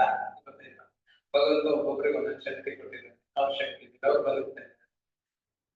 ಆದ್ರೆ ಅಪರಿಗ್ರಹ ಅಂತ ಹೇಳಿದ್ರೆ ನನಗೆ ಹೌದು, ಶಕ್ತಿ ಕೊಟ್ಟಿದ್ದಾನೆ, ಹೌದಲ್ವಾ? ಸರಿ ಇರ್ತಾನೆ, ವಾಸ್ತವಿಕ ಸತ್ಯ ಅದು. ಹಾಗೆ ಎಲ್ಲರೂ ಒಂದೇ ತರ ಇದ್ದೀವ? ನನ್ನ ಆರ್ಥಿಕ ಸ್ಥಿತಿ, ನಿಮ್ಮ ಆರ್ಥಿಕ ಸ್ಥಿತಿ ಒಂದೇ ತರ ಇದೆಯಾ? ಆದ್ರೂ ಇಬ್ರು ಜೀವಂತವಾಗಿದ್ದೀವಲ್ಲ, ನೀವು ಜೀವಂತವಾಗಿದ್ರೆ ನಾನು ಜೀವಂತವಾಗಿದ್ದೀನಿ ಅಲ್ವಾ? ಇಲ್ಲಿ ಈ ವ್ಯಾಲ್ಯೂ ಅಥವಾ ಧರ್ಮಗಳನ್ನು ನಾವು ಯಾವ ರೀತಿ ಅಳವಡಿಸ್ಕೊಂಡಿದ್ವಿ ಅದರ ಮೇಲೆ ಅದು ವ್ಯತ್ಯಾಸ. ಅಪರಿಗ್ರಹ ಅಂದ್ರೆ ಅರ್ಥ ಆಯ್ತಲ್ಲ? ಪ್ರಮಾಣಬದ್ಧವಾಗಿ ಸ್ವೀಕರಿಸುವುದನ್ನ ಅಪರಿಗ್ರಹ ಅಂತ. ಇನ್ನ ಐದನೇದು ಬ್ರಹ್ಮಚರ್ಯ. ಬ್ರಹ್ಮಚರ್ಯ ಅಂತ ಹೇಳಿದ್ರೆ ಮದುವೆ ಆಗದೆ ಇದ್ರೆ ಬ್ರಹ್ಮಚರ್ಯ ಅಲ್ಲ. ಬ್ರಹ್ಮಚರ್ಯ ಅಂತ ಹೇಳಿದ್ರೆ ಶಕ್ತಿಯನ್ನ ನಾವು ಹಿಡಿದಿಟ್ಕೋದು, ಶಕ್ತಿಯನ್ನ ಸಂಚಯನ ಆಗಕ್ಕೆ ಬಿಡಬಾರ್ದು, ಶಕ್ತಿಯನ್ನ ಯಾವ್ಯಾವ ರೀತಿಯಲ್ಲಿ ಉಪಯೋಗಿಸಬಾರ್ದು ಅಲ್ಲ, ಅದು ಸರಿಯಾದ ರೀತಿಯಲ್ಲಿ ಉಪಯೋಗಿಸಿದ್ರೆ ಅದನ್ನ ಬ್ರಹ್ಮಚರ್ಯ. ಶಕ್ತಿ ಯಾವ ತರ ಬೇಕಾದ್ರೂ ಉಪಯೋಗಿಸಬಹುದು, ಯಾವ ತರ ಬೇಕಾದ್ರೂ ಉಪಯೋಗಿಸಬಹುದು. ಈಗ ದುಡ್ಡಿದೆ, ದುಡ್ಡನ್ನು ಹೆಂಗ್ ಖರ್ಚು ಮಾಡ್ತೀರಿ ನೀವು? ಹೆಂಗ್ ಬೇಕಂಗೆ ಖರ್ಚು ಮಾಡ್ತೀರಿ? ಪ್ರಮಾಣಬದ್ಧವಾಗಿ ಇಷ್ಟು, ಮಗಳ ಮದುವೆಗೆ ಇಷ್ಟು, ಮಗನ ಮದುವೆಗೆ ಇಷ್ಟು, ಮನೆ ಕಟ್ಟೋದಕ್ಕೆ ಇಷ್ಟು, ಕಾರಣಗಳಿಗೆ ಇಷ್ಟು, ಮದುವೆ ಮಾಡೋದಕ್ಕೆ ಇಷ್ಟು, ಹಾಸ್ಪಿಟಲ್ ಕಟ್ಬೇಕಾದ್ರೆ ಅದಕ್ಕೆ ಇಷ್ಟು, ಒಟ್ಟಿನಲ್ಲಿ ಎಲ್ಲ ಕಡೆ ಅಲ್ಲಿ ಇಟ್ಟಿದ್ದೀವಿ. ಯಾವ್ದಕ್ ಬೇಕು ಅದಕ್ಕೆ ಮಾತ್ರ ತೆಗಿತೀವಿ. ಸಂಸತ್ನ ಎಷ್ಟು ಶಕ್ತಿ ಹೆಂಗಿದ್ ಮಾಡ್ತೀವಿ, ಕೋಟಿ ಗಟ್ಟಲೆ ಸಂಪಾದನೆ ಮಾಡಿರ್ತೀರಲ್ಲ, ನಿಮ್ಮ ಹತ್ರ ಕೋಟಿ ಗಟ್ಟಲೆ ದುಡ್ಡಿದೆ, ದಾರಿಯಲ್ಲಿ ನಡ್ಕೊಂಡು ಹೋಗ್ತಾ ಇರ್ತೀರಿ, ₹100 ಬಿದ್ದಿರುತ್ತೆ, ನನ್ನ ಹತ್ರ ಕೋಟಿ ಇದೆ ಕೂಡ ಬಿದ್ದಿರೋದ್ರಿಗೆ ಓಕೆನಾ? ಕರೆಕ್ಟ್. ಅಂದ್ರೆ ಶಕ್ತಿ ಹಣಕ್ಕಾದ್ರೆ ಮಾತ್ರ, ಅಂದ್ರೆ ಗುಣಕ್ಕೂ ಬಂದಾಗ, ಪ್ರಾಣಕ್ಕೆ ಬಂದಾಗ, ಜೀವನಕ್ಕೆ ಏನ್ ಬೇಕೆಲ್ಲ ಮಾಡಿದಿರಿ, ಜೀವಕ್ಕೆ ಏನ್ ಮಾಡಿದಿರಿ? ಏನಿಲ್ಲ ನೋಡಿ. ಜೀವನ್ ಕೊಡೋದು 1 ಗಂಟೆ 2 ಗಂಟೆ ಅಷ್ಟೇ ಟೈಮ್, ಜೀವನಕ್ಕೆ ಮಾತ್ರ ಇನ್ನು ಉಳಿದಿದ್ದಲ್ಲ 22 ಗಂಟೆ ಜೀವನ ಕೊಡೋದು, 2 ಗಂಟೆ ಮಾತ್ರ ಜೀವಕ್ಕೆ ಅಂತ ಕೊಡೋದು. ಅದು ಸರಿಯಾಗಿ ಕೊಡ್ತೀವೋ ಇಲ್ಲೋ ಗೊತ್ತಿಲ್ಲ, ಆಯ್ತಾ? ಒಂದ್ ದಿವಸ ಬಂದ್ರೆ ಇನ್ನೊಂದ್ ದಿವಸ ಬರಲ್ಲ. ಜೀವಕ್ಕೆ ಕೊಡೋದು 1 ಗಂಟೆ 2 ಗಂಟೆ ಸಮಯ ಅಷ್ಟೇ. ಅದು ಕೆಲವ್ರು ಮಾತ್ರ, ಎಲ್ಲರೂ ಏನಲ್ಲ, ನಮಗೆ ಕೂತಿದ್ದೀವಲ್ಲ ಹಾಗಾಗಿ 1 ಗಂಟೆ 2 ಗಂಟೆ ಟೈಮ್ ಕೊಟ್ಟಿದ್ದೀವಿ ಜೀವನಕ್ಕೇನೆ ಎಲ್ಲರೂ ಕೊಡೋದು ಟೈಮ್. ನಾವು ಅಷ್ಟೇ ಇಲ್ಲಿಂದ ಎದ್ದೋದ್ಮೇಲೆ ಕೆಲಸ ಜೀವನಕ್ಕೆ. ಹಾಗಾಗಿ ಜೀವನಕ್ಕೆ ಏನ್ ಬೇಕೋ ಅದೆಲ್ಲ ಮಾಡಿಟ್ಬಿಟ್ಟಿದ್ದೀವಿ. ಜೀವನಕ್ಕೆ ಇಟ್ಕೊಳ್ಳಿ, ಚೂರು ಟೈಮ್ ಕೊಡಿ. ಈ ಟೈಮ್ 1 ಗಂಟೆ 2 ಗಂಟೆ ಡೈಲಿ ಕೊಡಿ, ನಿರಂತರವಾಗಿ ಕೊಡಿ, ಸರಿಯಾಗಿ ಅರ್ಥ ಮಾಡ್ಕೊಳ್ಳಿ. ಇನ್ನೇನು ಮಾಡಬೇಡಿ. ಯುಕ್ತಾಯುಕ್ತಾಭ್ಯಾಸ ಏನು ಸರ್ವರೋಗ ಹರೇಗೋವೆ, ಅಯುಕ್ತಾಯುಕ್ತಾಭ್ಯಾಸ ಸರ್ವರೋಗ ಹರೇಗೋವೆ. ಹಾಗಾಗಿ ಇದನ್ನು ನಾವು ಗಮನಿಸ್ತಾ ಅಭ್ಯಾಸ ಮಾಡಬೇಕು. ಬ್ರಹ್ಮಚರ್ಯ ಅಂದ್ರೆ ಶಕ್ತಿಯನ್ನ ಹಿಡಿದಿಟ್ಕೊಳ್ಳೋದು, ಸರಿಯಾಗಿ ಅದನ್ನ ನಿರ್ವಹಿಸುವುದನ್ನ ಬ್ರಹ್ಮಚರ್ಯ. ಸತ್ಯ, ಅಹಿಂಸೆ, ಆಸ್ತೇಯ, ಪರಿಗ್ರಹ, ಬ್ರಹ್ಮಚರ್ಯ. ನೆಕ್ಸ್ಟ್ ನಿಯಮ ಅಂದ್ರೆ ಏನು?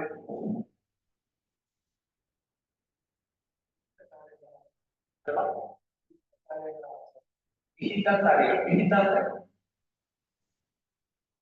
ಹಿತ, ವಿಹಿತ ಗೊತ್ತಾ ವ್ಯತ್ಯಾಸ? ಹಿತ ಅಂದ್ರೆ ಸಂತೋಷ ಕೊಡೋದಪ್ಪ, ನನಗೆ ಹಿತವಾಗುತ್ತೆ. ಯಾವಾಗ ಹಿತವಾಗುತ್ತೆ? ಅದು ವಿಹಿತವನ ಹಿತನೋ ವಿಹಿತನ? ನಿಯಮ ಅಂದ್ರೆ ನಿಯಮ ಅಂದ್ರೆ ಮತ್ತೆ 5 ವಿಚಾರಗಳಿಂದ ಒಳಗೊಂಡಿದೆ. ಯಾವ್ಯಾವ ಅಂದ್ರೆ ಶೌಚ, ಸಂತೋಷ, ತಪ, ಸ್ವಾಧ್ಯಾಯ, ಈಶ್ವರ ಪ್ರಣಿಧಾನ. ಸರಿ ಹೇಳೋಣ.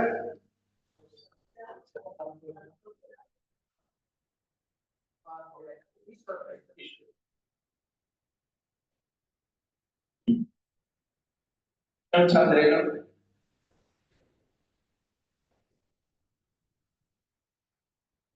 ಯಾವುದು ಪರಿಷತ್ತಲ್ಲೇ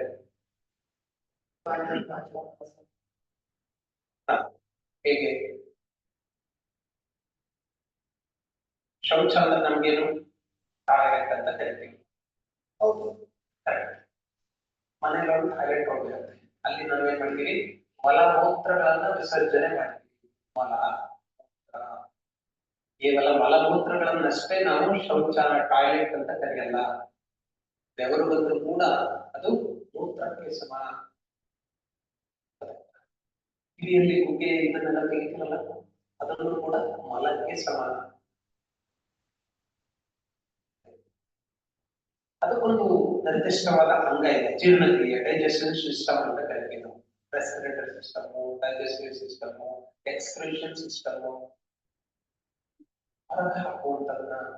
ಇದೇನೋ ದಿನ ಬೆಳಗ್ಗೆ ಮಾಡ್ತೀವಿ, ಟಾಯ್ಲೆಟ್ಗೆ ಹೋಗ್ತೀವಿ, ಸ್ನಾನ ಮಾಡ್ತೀವಿ ಅಲ್ವಾ, ಹಲ್ಲುಚ್ತೀವಿ. ಬೇಡದಲ್ಲಿರೋದಿಲ್ಲ, ಬಯೋಡೋಗ್ರೇ ಇರುತ್ತಲ್ವಾ, ಬರೀ ನಮ್ಗೆ ಬೇಡದಲ್ಲಿರೋದನ್ನ ಟಾಯ್ಲೆಟ್ ಹೋದ್ರೆ ಅದು ಮಾತ್ರ ಟಾಯ್ಲೆಟ್ ಅಷ್ಟೇ ಅಲ್ಲ, ಅದು ಇಲ್ಲೂ ಇದೆ.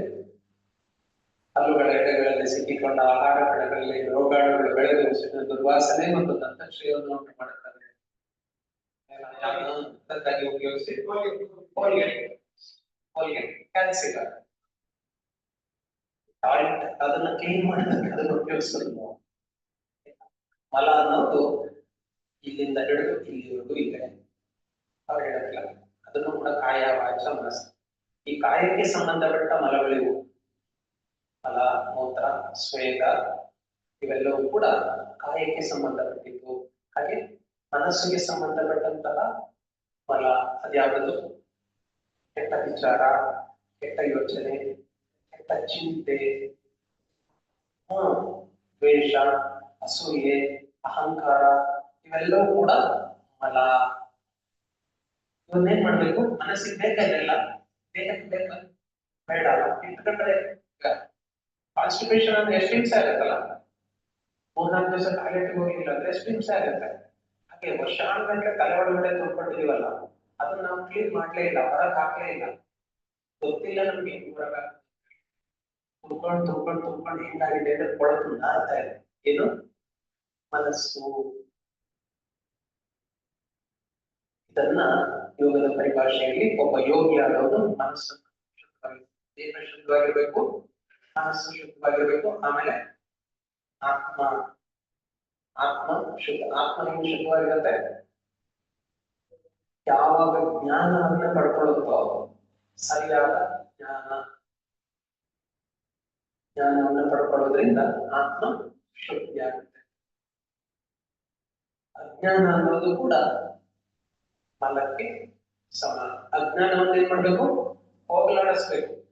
ದೇಹದಿಂದ ಮಲವನ್ನು ಹೇಗೆ ಹೋಗಲಾಡಿಸಿದ್ವಿ, ಮನಸ್ಸಿನಿಂದ ರಾಗ ದ್ವೇಷಗಳನ್ನು ಹೇಗೆ ಹೋಗಲಾಡಿಸಿದ್ವಿ, ಹಾಗೆ ಆತ್ಮನಿಂದ ಅಜ್ಞಾನವನ್ನ ಹೋಗಲಾಡಿಸಿ ಜ್ಞಾನವನ್ನ ತುಂಬಿ.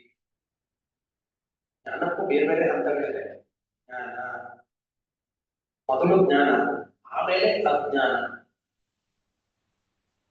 ಮೊದಲು ಜ್ಞಾನ, ಆಮೇಲೆ ಅಜ್ಞಾನ. ಯಾಕೆಂತಂದ್ರೆ ನನ್ಗೆ ಏನು ಗೊತ್ತಿಲ್ಲ ಅನ್ನೋದು ಗೊತ್ತಾಗ್ಬೇಕಲ್ಲ. ಅಷ್ಟಾಂಗ ಅಂತ ಗೊತ್ತಿಲ್ಲ, ಆ ಗೊತ್ತಿಲ್ಲ ಅನ್ನೋದ್ರಿಗೆ ಗೊತ್ತಾಗಲಿಕ್ಕೆ ಜ್ಞಾನ ಇರಬೇಕು.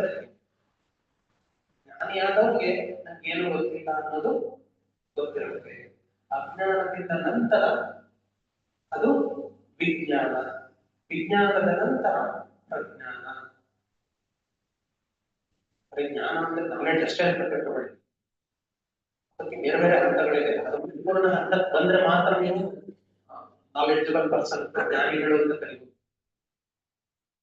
ಬಂಡಲ್ ಆಫ್ ಇನ್ಫಾರ್ಮೇಶನ್ ಅಷ್ಟೇ ಇಲ್ಲ. ಈಗ ನಾನ್ ಹೇಳ್ತಾ ಇದ್ದೀನಲ್ಲ, ಇದನ್ನ ಏನ್ ಮಾಡ್ಬೋದು? ಕೇಳಿಸ್ಕೊಂಡ್ರೆ ಬರ್ಕೊಂಡ್ರೆ ನಾಳೆ ದಿವಸ ನೀವು ಕೂತ್ಕೊಂಡು ಹೇಳ್ಬೋದು. That is called collective of information. Information collect ಮಾಡಿದ್ರೆ ಹೇಳ್ತಾ ಇದ್ದೀವಿ, ಆದ್ರೆ ಅದನ್ನ ನೀವು ಅಧ್ಯಾಪನ ಮಾಡಿದ್ದೀರಾ, ಅನುಷ್ಠಾನ ಮಾಡಿದ್ದೀರಾ, ಚಂದ್ರಯಾನ ಮಾಡಿದ್ರಲ್ಲ, ಸಕ್ಸಸ್ಫುಲ್ ಆಯ್ತಲ್ಲ ಇಂಡಿಯಾದಲ್ಲಿ. ಆಯ್ತಾ? ಮೊದಲು ಇದ್ದಿದ್ದು ಜ್ಞಾನ. ಯಾರಿಗೆ? ವಿಜ್ಞಾನಿಗೆ ಜ್ಞಾನ ಇತ್ತು. ಜ್ಞಾನ ಇದ್ದಿದ್ದೇನಾಯ್ತು? ವಿಜ್ಞಾನ ಆಯ್ತು. ಆ ವಿಜ್ಞಾನವನ್ನು ಬಳಸಿ ಏನ್ ಮಾಡಿದ್ರು? ರಾಕೆಟ್ ಮಾಡಿದ್ರು, ಕಳಿಸಿದ್ರು ಮೇಲೆ, ಚಂದ್ರನ ಮೇಲೆ. ಅಲ್ಲಿ ಅದು ಕೆಲಸ ಮಾಡಬೇಕಲ್ಲ, ಅಷ್ಟ ಮುಗಿತ. ಅಲ್ಲಿಂದ ವಾಪಸ್ ನಮಗೆ ಬರ್ಬೇಕಲ್ಲ, ಏನು ಕಳಿಸಿದ್ವಿ? ಅದಕ್ಕೆ ಅಲ್ಲಿ ಒಂದು ಮಷಿನ್ ಇತ್ತು, ಅದಕ್ಕೆ ಪ್ರಜ್ಞಾನ್ ಅಂತ ಹೆಸರಿಟ್ಟಿದ್ರು. ಪ್ರಜ್ಞಾನ್ ರೋವರ್ ಅಂತ ಹೇಳಿ. ಏನ್ ಮಾಡೋದು ಅಂದ್ರೆ ಚಂದ್ರನ ಮೇಲೆಲ್ಲ ಒಂಥರ ಈ ಸಣ್ಣ ಆಟ ಸಾಮಾನ್ಯ ತರ ಓಡಾಡೋದು, ಎಲ್ಲ ಫೋಟೋ ತೆಗೆದ್ಬಿಟ್ಟು ಭೂಮಿ ಕಳಿಸೋದು. ಅದನ್ನ ಪ್ರಜ್ಞಾನ ಆಗಿದ್ದಾಗ ಮಾತ್ರ ಅದನ್ನ ನಾವು ಜ್ಞಾನ, ಅವಾಗ ಆತ್ಮಬಲ ಜಾಸ್ತಿ ಆಗುತ್ತೆ. ಯಾವುದರಿಂದ? ಜ್ಞಾನದಿಂದ ಆತ್ಮಬಲ ಜಾಸ್ತಿ ಆಗುತ್ತೆ. ಹೀಗೆ ಶೌಚ ಅಂತ ಹೇಳಿದ್ರೆ ದೇಹ, ಮನಸ್ಸು, ಆತ್ಮಗಳನ್ನ ಶುದ್ಧವಾಗಿ ಇಟ್ಕೊಂಡಿರೋದನ್ನ ಶೌಚ. ಸಂತೋಷ ನೆಕ್ಸ್ಟ್, ಎರಡನೇದು ಸಂತೋಷ ಅಂದ್ರೆ ಆನಂದವಾಗಿರೋದು. ಆಮೇಲೆ ಅಷ್ಟೇ, ಎರಗಡೆ ಆಗ್ತಾ ಇದೆ, ನನ್ಗೆ ಡಿಫ್ರೆನ್ಸ್ ಗೊತ್ತಿಲ್ಲ. ಮಜಾ ಅಂದ್ರೆ ಏನು, ಖುಷಿ ಅಂದ್ರೆ ಏನು, ಸಂತೋಷ ಅಂದ್ರೇನು, ಆನಂದ ಅಂದ್ರೇನು, ಮಹದಾನಂದ ಅಂದ್ರೇನು, ಪರಮಾನಂದ ಅಂದ್ರೇನು, ಬ್ರಹ್ಮಾನಂದ ಅಂದ್ರೇನು, ಸಚ್ಚಿದಾನಂದ ಅಂದ್ರೇನು, ನಿಮ್ಗೆ ಯಾವ ಆನಂದ ಬೇಕು?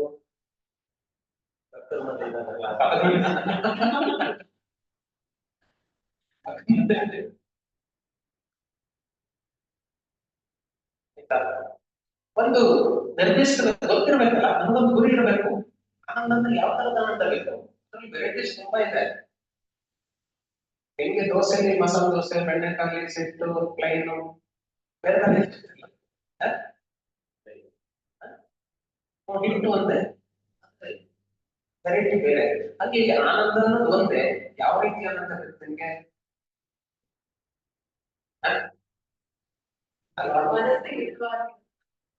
ಯಾಕೆ ಇಲ್ಲಿ ಸಂತೋಷ, ಸಂತೋಷ ಅಂದ್ರೆ ನೀವು ಯಾವಾಗ ಸಂತೋಷವಾಗಿರ್ತೀರಿ? ಏನಾದ್ರೂ ಸಿಕ್ಕಿದಾಗಲ್ವಾ? ಈಗ ನೀವು ಪರೀಕ್ಷೆಗೆ ರ್ಯಾಂಕ್ ಬಂದ್ರೆ ನಿಮ್ಗೆ ಸಂತೋಷ ಆಗುತ್ತೆ. ಆಮೇಲೆ ಒಂದು ಒಳ್ಳೆ ಕೆಲಸ ಸಿಕ್ಕಿದ್ರೆ ಸಂತೋಷ ಆಗುತ್ತೆ. ಆರೋಗ್ಯ ಚೆನ್ನಾಗಿದ್ರೆ ಸಂತೋಷವಾಗಿರ್ತೀರ. ಮನೆ ಕಟ್ಟಿದ್ರೆ ಸಂತೋಷವಾಗಿರ್ತೀರಿ. ಕಾರ್ ತಗೊಂಡ್ರೆ ಸಂತೋಷವಾಗಿರ್ತೀರಿ. ಮದುವೆ ಆದ್ರೆ ಸಂತೋಷವಾಗಿರ್ತೀರಿ. ಮಕ್ಕಳಾದ್ರೆ ಸಂತೋಷವಾಗಿರ್ತೀರಿ. ಎಲ್ಲವೂ ಆಗಿದೆ ಅಲ್ವಾ ನಿಮಗೆ? ಆಗಿದೆ ಅಲ್ವಾ ಎಲ್ಲವೂ? ಸಂತೋಷವಾಗಿದ್ದೀರಾ? ಅದೆಲ್ಲ ಸುಳ್ಳು. ಯೋಗದ ಪರಿಭಾಷೆಯಲ್ಲಿ ಸುಳ್ಳು. ಯಾಕೆಂದ್ರೆ ಸಂತೋಷ ಅನ್ನೋದು ವಸ್ತು ಆಧಾರಿತವಾಗಿಲ್ಲ. Materialistic happiness is not happy. Happiness lies within, not outside. ಸಂತೋಷ ಅನ್ನೋದು ಒಳಗಡೆ ಇದೆ. ಹಾಗಾದ್ರೆ ಯಾವುದು ಸಂತೋಷ? ಸಂತೋಷ ಅಂತ ಹೇಳಿದ್ರೆ ಯೋಗದ ಪರಿಭಾಷೆಯಲ್ಲಿ ಹೇಳ್ತಾರೆ ಅದನ್ನ ತೃಪ್ತಿ. ಸಂತೋಷ ಅಂತ ಹೇಳಿದ್ರೆ ಅದನ್ನ ತೃಪ್ತಿಯ ರೀತಿಯಲ್ಲಿ ನಾವು ವ್ಯಕ್ತಪಡಿಸಬೇಕು. ಈಗ ನನಗೆ ಪರಮೇಶ್ ನಿಮ್ಗೊಂದು 2 ಕೋಟಿ ದುಡ್ಡನ್ನ ರೆಡಿ ಮಾಡಿಕೊಂಡು ಇಟ್ಕೊಂಡಿದ್ದಾರೆ ಅಂತ ಹೇಳಿದ್ರೆ ನನಗೆ ಹೆಂಗಿರ್ಬೇಕು? ಅಂತ ಇದನ್ನೆಲ್ಲ ತೆಗೆದಿಟ್ಟಿದ್ದೇನೆ, ರೆಡಿ ಸಂತೋಷ. ಅಥವಾ ಒಂದ್ 2 ಕೋಟಿ ನಾನು ಇಲ್ಲಿ ಇಟ್ಕೊಂಡಿದ್ದೆ ದುಡ್ಡನ್ನ, ಈ ಕಡೆ ತಿರ್ಗದೊಳಗಡೆ ದುಡ್ಡೇ ಇಲ್ಲ, ಏನ್ ಮಾಡೋದು? ಓ ಹೋಯ್ತಲ್ಲ, ಎಂತ ಕೆಲಸ ಆಯ್ತು, ಸುಮ್ಮನೆ ಇಲ್ಲಿ ಬಾಯ್ ಹೊಡ್ತಾರೆ, ಸುಮ್ಮನೆ ಇಲ್ಲಿ ಕ್ಲಾಸ್ ಮಾಡಕ್ ಬಂದು 2 ಲಕ್ಷ 2 ಕೋಟಿ ದುಡ್ಡು ಕಳ್ಕೊಂಡಲ್ಲ ಯಾವ ಕಾರಣ? ಅವ್ರು ಕೊಡ್ತಾರೆ,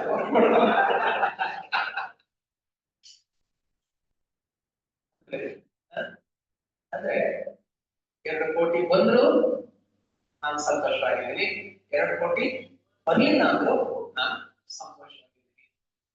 ಇದ್ರೂ ಸಂತೋಷವಾಗಿರ್ಬೇಕು, ಇಲ್ಲ ಅಂದ್ರೂ ಸಂತೋಷವಾಗಿರ್ಬೇಕು. ಅದು ಒಂದು ಸ್ಥಿತಿ. ಸ್ಥಿತಿ ಹೌದು, ನಿರ್ಲಿಪ್ತತೆ. ಆ ನಿರ್ಲಿಪ್ತ ಭಾವದಲ್ಲಿ ನಾವಿರ್ಬೇಕು.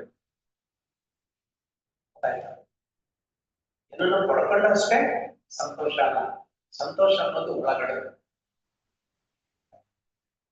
ಇದನ್ನ ಗುರುಗಳು ಹೇಗೆ ವ್ಯಕ್ತಪಡಿಸ್ತಾರೆ ಅಂತ ಹೇಳಿದ್ರೆ, ಸರಿ ಗುರುಗಳು ಸಾಧಕರು, ದೊಡ್ಡ ಸಾಧಕರು, ಸಂತರು ಸ್ನಾನ ಮಾಡ್ಕೊಂಡು ನದಿಯಿಂದ ಬರ್ತಾ ಇರ್ಬೇಕಾದ್ರೆ ಅವ್ರಿಗೆ ಈ ಬಲಗಾಲು ಎಡೋ ಬಿಟ್ಟು ಕಿತ್ತೋಗಿ ರಕ್ತ ಬರ್ತಾ ಇತ್ತು, ರಕ್ತ ಸುರಿತಾ ಇದ್ರು.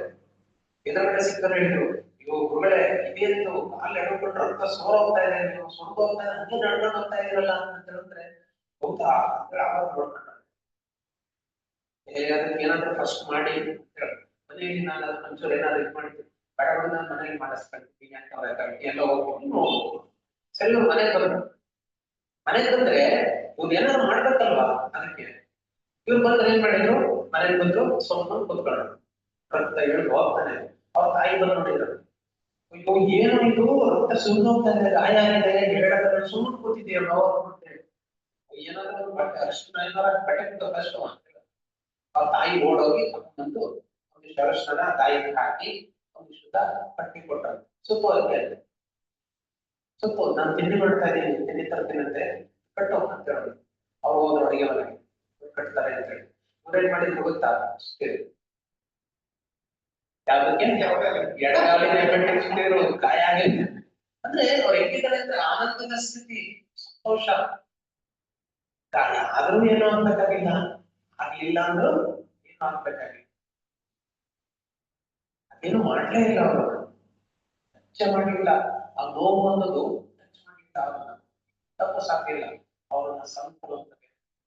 ಆ ಸ್ಥಿತಿಯಲ್ಲಿ ನಾವು ಇರ್ಬೇಕು. ಅದಷ್ಟು ಸ್ವಲ್ಪ ಬಾಯಿಲಾಡದಷ್ಟು ಶ್ಲೋಕ ಅಲ್ಲ. ಒಂಚೂರು ಖಾಲಿ ಇಟ್ಟಾದ್ರೆ ನಾಳೆಯಿಂದ ಕ್ಲಾಸ್ಗೆ ಬರೋದಿಲ್ಲ. ಇಲ್ಲಿ ಉಣ್ಣಾದಂಗೆ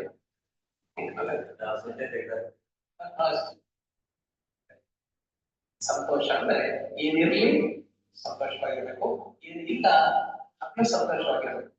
ಸ್ಥಿರತೆ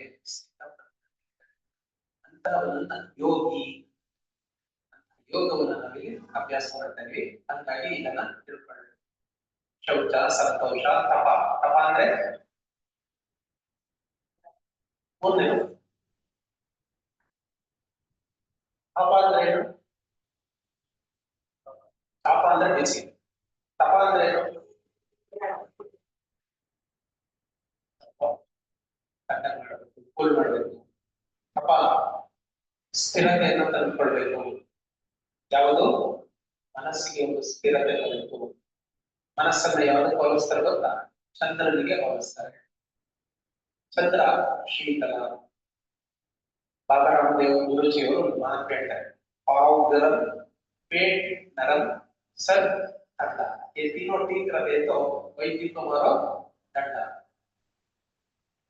ಹಾಲು ಬಿಸಿಯಾಗಿರ್ಬೇಕು, ಹೊಟ್ಟೆ ಮೃದುವಾಗಿರಬೇಕು, ತಲೆ ತಣ್ಣಗಿರಬೇಕು. ನಮ್ಗೇನಾಗಿದೆ? ಉಲ್ಟಾ ಆಗಿದೆ. ಕಾಲು ತಣ್ಣಗಿದೆ, ಹೊಟ್ಟೆ ಗಟ್ಟಿಯಾಗಿದೆ, ತಲೆ ಬಿಸಿಯಾಗಿದೆ. ಹಂಗಾಗಿ ನಾವು ನಮ್ಮ ಆರೋಗ್ಯ ಪೂರ್ತಿ ಹಾಳಾಗುತ್ತೆ. ತಪ ಅಂತ ಹೇಳಿದ್ರೆ ಇದನ್ನ ಸರಿಯಾಗಿ ಕಾಲು ಬಿಸಿಯಾಗಿರ್ಲಿ, ಹೊಟ್ಟೆ ಮೃದುವಾಗಿರ್ಲಿ, ತಲೆ ಕೂಲ್ ಆಗಿ ಕೂಲ್ ಅಂತ ಸಮಾಧಾನ. ಇದು ಯಾವಾಗಲೂ ತಣ್ಣಗಿರ್ಬೇಕು. ಯೋಗದಲ್ಲಿ ನಿಮ್ಗೊಂದು ವಿಚಾರ ಗೊತ್ತಿರಲಿ, ಸ್ನಾನ ಮಾಡುವಾಗ ಬಿಸಿನೀರಿದೆಯಲ್ಲ, ಬಿಸಿನೀರು ನೇರವಾಗಿ ತಲೆ ಮೇಲೆ ಹಾಕ್ಬಾರ್ದು. ಫಸ್ಟ್ ಕಾಲು, ಆಮೇಲೆ ಸೊಂಟ, ಭುಜದ ಮೇಲೆ ಹಾಕಿ ಆಮೇಲೆ ಬಿಸಿನೀರನ್ನ ತಲೆ ಮೇಲೆ ಹಾಕಿ.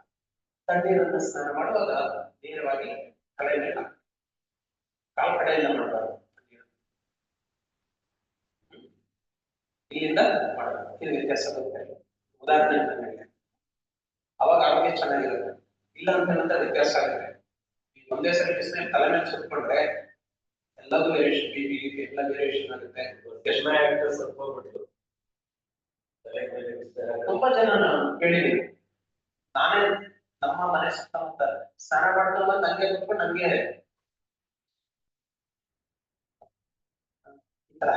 ಗಮನಿಸಿ. ಎಲ್ಲ ಸಣ್ಣ ಸಣ್ಣ ವಿಚಾರಗಳಾದ್ರೂ ತುಂಬಾ ಮಹತ್ತರ ಪಾತ್ರವನ್ನು ವಹಿಸುತ್ತೆ. ಗೊತ್ತೇ ಆಗಲ್ಲ ನಮ್ಗೆ. ತಿಳ್ಕೊಂಡಿದ್ರು ಎಲ್ಲದನ್ನು ನಿಭಾಯಿಸ್ಬೋದು. ಸೊ ನನಗೇನು ಕಲ್ತ್ವಿ? ಸಂತೋಷ, ಶೌಚ, ಸಂತೋಷ, ತಪ. ತಪ ಅಂದ್ರೆ ತಪಸ್ಸು. ನಿರಂತರವಾಗಿ ನಾನು ಬೇಕಾಗಿರೋದನ್ನು ನಾನು ಪಡ್ಕೊಳ್ಬೇಕು. ನನಗೇನ್ ಬೇಕು ಅಂತ ಗೊತ್ತಿರಬೇಕು. ಅಸೂಕ್ತವಾಗಿರೋದನ್ನ ನಾನು ಪಡ್ಕೊಳ್ಳೋದನ್ನ ತಪ. ನಾಲ್ಕನೇದು ಸ್ವಾಧ್ಯಾಯ. ಸ್ವಾಧ್ಯಾಯ ಅಂತ ಹೇಳಿದ್ರೆ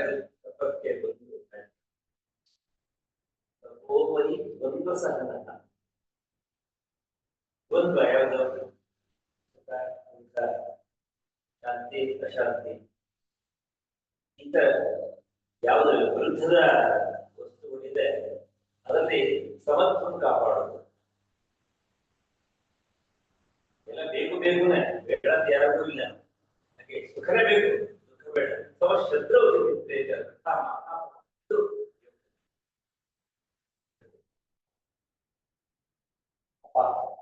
ನಾಲ್ಕನೇದು ಸ್ವಾಧ್ಯಾಯ. ಸ್ವಾಧ್ಯಾಯ ಅಂದ್ರೆ ಸ್ವ ಅಧ್ಯಾಯ, ಅಧ್ಯಯನ ಮಾಡಿ. ಯಾರನ್ನ? ನನ್ನ ಸ್ವಾಧ್ಯಾಯ. ನಾನೇನು, ನನ್ನ ಸ್ಟ್ರೆಂತ್ ಏನು, ನನ್ನ ವೀಕ್ನೆಸ್ ಏನು, ನಾನು ಯಾವ್ದಾದ್ರು ಸ್ಟ್ರಾಂಗ್ ಆಗಿದ್ದೀನಿ ನನಗೆ ಗೊತ್ತಿರಬೇಕು. ಬೇರೆಯವ್ರ ನಿರ್ಧರಿಸಬಾರ್ದು, ನನಗೆ ಗೊತ್ತಿರಬೇಕು ನಾನು ಯಾವ್ದ್ರಲ್ಲಿ ಸ್ಟ್ರಾಂಗ್ ಆಗಿದ್ದೀನಿ, ನನಗೆ ಗೊತ್ತಿರಬೇಕು ನಾನು ಯಾವ್ದ್ರಲ್ಲಿ ವೀಕ್ ಆಗಿದ್ದೀನಿ. ವೀಕ್ ಆಗಿದ್ದಾಗ ಅದನ್ನ ಸರಿಪಡಿಸೋದಕ್ಕೆ, ಸ್ಟ್ರಾಂಗ್ ಆಗಿದ್ದಾಗ ಅದನ್ನ ಮೇಂಟೈನ್ ಮಾಡೋದಕ್ಕೆ ಎರಡೂ ಕೂಡ ನನಗೆ ಗೊತ್ತಿರಬೇಕು. ನನ್ಗೆ ಎಷ್ಟು ನಾಲೆಡ್ಜ್ ಇದೆ ನನಗೆ ಗೊತ್ತಿರಬೇಕು. ನಾನು ಏನ್ ಮಾಡ್ಬೇಕು ನನಗೆ ಗೊತ್ತಿರಬೇಕು. ನನ್ನ ಪ್ರಾಣ ಎಷ್ಟಿದೆ ನನಗೆ ಗೊತ್ತಿರಬೇಕು. ನಾನು ಎಷ್ಟು ದಿವಸ ಬದುಕ್ತೀನಿ ಒಂದು ಅಂದಾಜು ನನಗಿರಬೇಕು. Do not let other to decide your personality. ಬೇರೆಯವ್ರು ನಿರ್ಧಾರ ಮಾಡಬಾರ್ದು. ಬೇರೆಯವ್ರು ಯಾವಾಗ ನಿರ್ಧಾರ ಮಾಡ್ತಾರೆ? ನೀವು ಮಾಡ್ಲಿಲ್ಲ ಅಂದ್ರೆ ಏನ್ ಮಾಡ್ತಾರೆ? ಬೇರೆಯವ್ರು ಮಾಡ್ತಾರೆ. ನನ್ನ ಆರೋಗ್ಯ ನಾನು ಚೆನ್ನಾಗಿ ಇಟ್ಕೊಳ್ಳಿಲ್ಲ ಅಂದ್ರೆ ಬೇರೆಯವ್ರು ಮಾಡ್ತಾರೆ. ಯಾರು? ಡಾಕ್ಟರ್. ಇಲ್ಲಿ ಪ್ರಾಣಾಯಾಮ ಮಾಡ್ಲಿಲ್ಲ ಅಂದ್ರೆ ಏನ್ ಮಾಡ್ತಾರೆ? ಅಲ್ಲಿ ಮಾಡಿಸ್ತಾರೆ. ಎರಡು ಮುಗಿದು ಬೈಕ್ ಹಾಕಿ ಸಿಲಿಂಡರ್ ಇಷ್ಟೇ ಹೋಗ್ಬೇಕು ಒಳಗಡೆ. ಆಗಲ್ಲ. ಎಳಗಳಕ್ಕೂ ಯೋಗ್ಯತೆ ಇಲ್ಲ ನಿಮ್ಗೆ, ಹೊರಗಡಕ್ಕೂ ಯೋಗ್ಯತೆ ಇಲ್ಲ. ಆಮೇಲೆ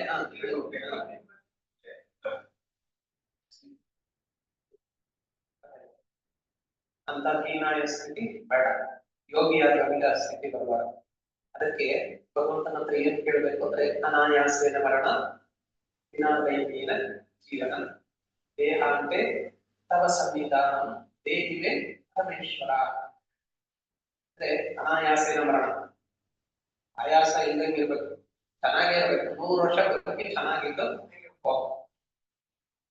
ವಿನಾದೈನ್ಯನ ಜೀವನ. ದೈನ್ಯ ಸ್ಥಿತಿ ಇರಬಾರ್ದು. ಸಾರ್ ಕಾಪಾಡಿ ಸಾರ್, ಪ್ಲೀಸ್ ಸಾರ್, ಆಕ್ಸಿಡೆಂಟ್ ಆಗ್ಬಿಟ್ಟಿದೆ, ಹೋಗುತ್ತಿಲ್ಲ ಸಾರ್, ಎಲ್ಲ ಆಗ್ಬಿಟ್ಟಿದೆ, ಎಲ್ಲ ಆಗ್ಬಿಟ್ಟಿದೆ ಸಾರ್, ಪ್ಲೀಸ್ ಉಳಿಸಿ ಸಾರ್, ದುಡ್ಡಿದೆ ಸಾರ್ ಸಾರ್ ಕೊಡಿ sir, sir please sir, please sir, ಇವತ್ತು ದೈನ್ಯ ಸ್ಥಿತಿ ಬೇಡಬೇಕೆಲ್ಲ ಪ್ಲೀಸ್ ಪ್ಲೀಸ್. ಅದೆಷ್ಟು ಕೆಟ್ಟದ್ದು ಗೊತ್ತಾಗ ಬೇಡುವವನಿಗೆ ಗೊತ್ತು ಆ ದೈನ್ಯ ದೀನ ದೀನನ ಅನಾಥನ ಭಗವಂತ ಒಬ್ಬನೇ ಅದಕ್ಕೆಲ್ಲ ಕೊಡೋದಕ್ಕಾಗಲ್ಲ. ನೀವು ಬೇಡದಾದ್ರೆ ಅವನ ಹತ್ರ ಬೇಡಿ, ಅವನ ಹತ್ರ ಕೇಳಿ, ನನ್ನ ಕೊಡು 1 ಲಕ್ಷ 1 ಕೋಟಿ ಕೊಡು ನನ್ಗೆ ಕೇಳಿ, ಅವನ ಹತ್ರ ಕೇಳಿ. ಆದ್ರೆ ಇವ್ರ ಹತ್ರ ಕೇಳ್ಬೋದು, ಅವ್ರು ಕೊಡಲ್ಲ. ಕೊಡ್ತಾರ? ಯಾರು ಕೊಡಲ್ಲ.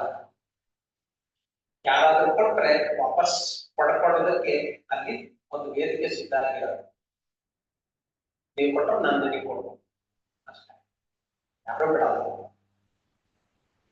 ಹಾಗಾಗಿ ಅವರನ್ನ ಕೇಳಿ. ಸ್ವಾಧ್ಯಾಯ ಇನ್ನೊಂದು ನೀವು ಅಧ್ಯಯನ ಮಾಡಿ ಶಕ್ತಿಯನ್ನು. Connect with god, contact with god ಅಲ್ಲ, ಕನೆಕ್ಟ್ ವಿತ್ ಗಾಡ್. ಕನೆಕ್ಟ್ ಅಂದ್ರೇನು? ಪರ್ಮನೆಂಟ್ ಆಗಿ ಯಾವಾಗಲೂ ಕನೆಕ್ಷನ್ ಇರಬೇಕು. ಕಾಂಟ್ಯಾಕ್ಟ್ ಅಂದ್ರೇನು? ಸುಮ್ಮನೆ ಯಾವಾಗ ಬೇಕಾದಾಗ ಫೋನ್ ಮಾಡೋದು ಅಲ್ಲ. ಚೆನ್ನಾಗಿದೆ, ನಮಗೆ ಬೇಕಾದಾಗ ದೇವರ ಹತ್ರ ಕೇಳೋದು. ಭಗವಂತ ಕೊಟ್ಲೇ ಇಲ್ಲ, ಸತ್ಯನಾರಾಯಣ ಸ್ವಾಮಿ ಪೂಜೆ ಮಾಡೋಣ, ಸರಿ ಹೋಗ್ಬಿಡತ್ತೆ. ನಾವೆಲ್ಲ ದಾನ ಕೊಡೋಣ, ಧನ್ವಂತರಿ ಹೋಮ ಮಾಡಿಸಲ್ಲ. ಇವೆಲ್ಲ ಯಾವಾಗ ನಮಗ್ ಬೇಕಾಗಿರುತ್ತಲ್ಲ, ಅದಕ್ಕೆ ಬೆಳಕಲ್ಲಿದ್ದಾಗ ಎದುರು ನೋಡೋದಿಲ್ಲ. ನಮಗೆ ಬೇಕಾದಾಗ ಯಾವುದನ್ನು ಜೋಡಿಸ್ಕೊಂಡು ಇಷ್ಟಾಗಲ್ಲ ಅದು ಇದು ಎಲ್ಲ ಅದು ಅದೇ ಕನೆಕ್ಷನ್ ಅಲ್ಲಿ, ಕಾಂಟ್ಯಾಕ್ಟ್ ಅಲ್ಲಿ ಇರಬೇಕು. ಭಗವಂತನ ಜೊತೆ ಯಾವಾಗ ನಿರಂತರ ಕೊಡೋದು ಯಾರಲ್ಲ. ಇದನ್ನ ನಾವೇನಂತ ಕರಿತೀವಿ? ಸ್ವಾಧ್ಯಾಯ. ಕೊನೆಗೆ ಯಾವುದು? ಈಶ್ವರ ಪ್ರಣಿಧಾನ. ಈಶ್ವರ ಪ್ರಣಿಧಾನ ಅಂದ್ರೆ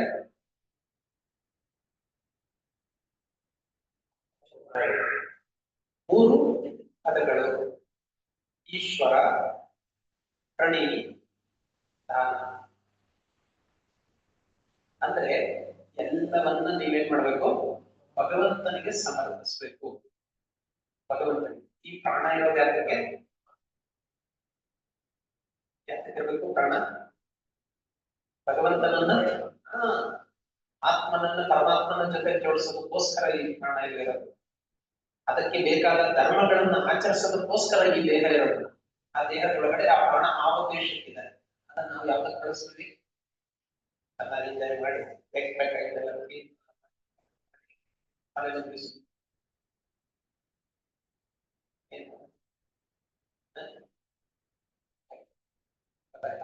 ಈಶ್ವರ ಪ್ರಣಿಧಾನ ಅಂದ್ರೆ ಎಲ್ಲವನ್ನ ಭಗವಂತನಿಗೆ ಸಮರ್ಪಣೆ ಮಾಡಿ. ನಿಮ್ಗೆ ಯಾರಾದ್ರೂ ಶಾಲಿಸಿ ಸನ್ಮಾನ ಮಾಡಿದ್ರ ಅದನ್ನ ಏನ್ ಮಾಡ್ಬೇಕು? ಭಗವಂತನಿಗೆ ಸಮರ್ಪಣೆ ಮಾಡ್ಬೇಕು. ಯಾರಾದ್ರೂ ಬೈದ್ರ ಅದನ್ನ ಏನ್ ಮಾಡ್ಬೇಕು? ಭಗವಂತನಿಗೆ ಸಮರ್ಪಣೆ ಮಾಡ್ಬೇಕು. ಆಲೋಚಿಸಿ ಸನ್ಮಾನ ಮಾಡಿದ್ರೆ ನೋಡ್ಬೇಕು. ನಾನೊಂದು ಬ್ರಿಡ್ಜ್ ಕಟ್ಟಿದ್ದೆ, ಚೆನ್ನಾಗಿದೆ ಬ್ರಿಡ್ಜ್, ಉದ್ಘಾಟನೆ ಪರಮೇಶ್ ಇಂಜಿನಿಯರ್ ಕಾದ್ರು ನನ್ನ ಆಲೋಚಿಸಿ ಬೇಕಾಗಿದೆ ಮ್ಯಾಕ್ಸ್. 2 ದಿವಸ ಆದ್ಮೇಲೆ ಬಿದ್ದೋಯ್ತು, ನಾನು ಅಪ್ಸ್ಕ್ಯಾಂಡ್. ಅವಾಗಲೂ ಸನ್ಮಾನ ಮಾಡ್ತಾರೆ, ಸಿಗಲ್ಲ ಅಷ್ಟೇ. ಸರಿಯಾಗಿ ಮಾಡ್ಕೊಡ್ತಾರೆ, ಸರಿಯಾಗಿ ಸನ್ಮಾನ ಮಾಡ್ಬಿಡ್ತಾರೆ. ಆ ಸನ್ಮಾನ ತಡ್ಕೊಳಕ್ಕಾಗಲ್ಲ. ಅವಾಗ ನಾನು ಏನ್ ಮಾಡಿರ್ತೀನಿ? ಫೋನ್ ಬಿಟ್ಬಿಟ್ಟಿರ್ತೀನಿ. ಅದಕ್ಕೆ ಯಾವುದು ನಮ್ಗೆ ಬೇಡ. ಕಿರೀಟ ಬಂದಾಗ ಒತ್ಕೊಳ್ಳೋದು ಬೇಡ, ಆಯ್ತಾ? ಕೆಳಗೆ ಬಿದ್ದಾಗ ಒತ್ತಾಡೋದು ಬೇಡ. ಎಲ್ಲವನ್ನ ಏನ್ ಮಾಡ್ಬೇಕು? ಅವ್ರಿಗೆ ಕೊಡಿ. ಅವರು ವಾಪಸ್ ನಿಮಗೆ ಏನ್ ಕೊಡ್ತಾರೆ ಅದನ್ನ ಇಸ್ಕೊಳ್ಳಿ. ಅವ್ರು ಕೊಡೋದು ಮಾತ್ರ ನಮ್ಮ ಹತ್ರ ಉಳಿಯೋದು. ಬೇರೆಯವ್ರು ಕೊಡೋದು ಯಾವ್ದು? ಇವಾಗ ಸನ್ಮಾನ ಮಾಡಿರ್ತಾರೆ, ನಾಳೆ ಆಚೆ ಕಳಿಸಿರ್ತಾರೆ. ಅವಮಾನನು ಅವರೇ ಮಾಡಿರ್ತಾರೆ, ಸನ್ಮಾನನು ಅವರೇ ಮಾಡ್ತಾರೆ. ಎರಡನ್ನೂ ಸ್ವೀಕರಿಸೋದಕ್ಕೆ ನೀವು ನಡೆಯಿರಿ ಅಂತ ಮನಸ್ಥಿತಿ ಇರಲಿ. ಯೋಗಿಯಾದವನಿಗೆ ಯಾವುದು ಬೇಕಾಗೇ ಇಲ್ಲ. ನಾನು ದ್ವೇಷ ಮಾಡಂಗೇ ಇಲ್ಲ, ನಾನು ಯಾರನ್ನು ಕೂಡ ದ್ವೇಷ ಮಾಡಂಗಿಲ್ಲ. ಇಲ್ಲಿ ನಾವೇನಂತ ಕರಿತೀವಿ? ಸಾಮಾನ್ಯವಾಗಿ ಜಿ ಅವರ ಭಾಷಣದಲ್ಲಿ ಮಾಡ್ಬೇಕಾದ್ರೆ ಅವ್ರು ಹೇಳ್ತಾನೆ ಇರ್ತಾರೆ, ಇಲ್ಲಿ ಪ್ರವಚನ ಮಾಡೋದು ಅಹಂ ಬ್ರಹ್ಮಾಸ್ಮಿ ತತ್ವಮಸಿ, ಅಹಂ ಬ್ರಹ್ಮಾಸ್ಮಿ ತತ್ವಮಸಿ. ಅಂದ್ರೆ ನಾನು ಭಗವಂತನ ಸ್ವರೂಪ, ನೀನು ಕೂಡ ಭಗವಂತನ ಸ್ವರೂಪನೇ. ಅಂದ್ರೆ ನಾನು ಭಗವಂತನ ಸ್ವರೂಪ ಅಂದ್ರೆ ನಾನು ದೇವರು, ನೀವು ದೇವರೇ, ನೀವು ದೇವರೇ. ಹಾಗಾದ್ರೆ ನಿಮ್ಮ ಬಾಯಿ ಬಂದ ಬಯಕಾಗತ್ತಲ್ಲ? ದೇವ್ರಿಗೆ ಬೈತೀವ ಬಾಯಿ ಬಂದಕ್ಕೆ? ಇಲ್ಲ ಅಲ್ವಾ? ನೀವು ದೇವರ ಸ್ವರೂಪ ಅಂದ್ಮೇಲೆ ನಿಮ್ಮನ್ನ ಬೈದ ಏನಾಗುತ್ತೆ? ದೇವ್ರಿಗೆ ಬೈದಂಗ. ಆದ್ರೆ ನಾವೇನ್ ಬೈತೀವಿ? ಕೆಟ್ಟದಾಗ ಬೈತೀವಲ್ಲ, ಕರ್ಮ ಹುಡ್ಕೋಬೇಕಲ್ಲ. ನಮ್ಮ ಅಜ್ಞಾನ ಗೊತ್ತು, ಅಳವಡಿಸ್ಕೊಳಕ್ಕಾಗಲ್ಲ ಅಷ್ಟು ಸುಖವಾಗಿ. ಬಾಯಿ ಬಂದ ಬೈದು ಅಲ್ಲಿಗೆ ದೇವ್ರ ಬೈದಂಗೆ ಲೆಕ್ಕ. ಭಗವಂತನ ಸ್ವರೂಪ ತಾನೆ ಎಲ್ಲರೂ ಇಲ್ಲಿರೋದಿಲ್ಲ, ದೇವ್ರ ಸ್ವರೂಪನೇ. ಎಲ್ಲರೂ ದೇವರೇ. ನೀವು ನನ್ನನ್ನು ಬೈಯಂಗಿಲ್ಲ, ನಾನು ನಿಮ್ಮನ್ನು ಬೈಯಂಗಿಲ್ಲ. ಗೊತ್ತಿದ್ರೆ ಮಾತ್ರ. ಆ ಯೋಗ ಗೊತ್ತಿಲ್ಲ ಅಂದ್ರೆ ಒಂದು ಸಿಕ್ಕಿ ಐತೆ ನೋಡಿ.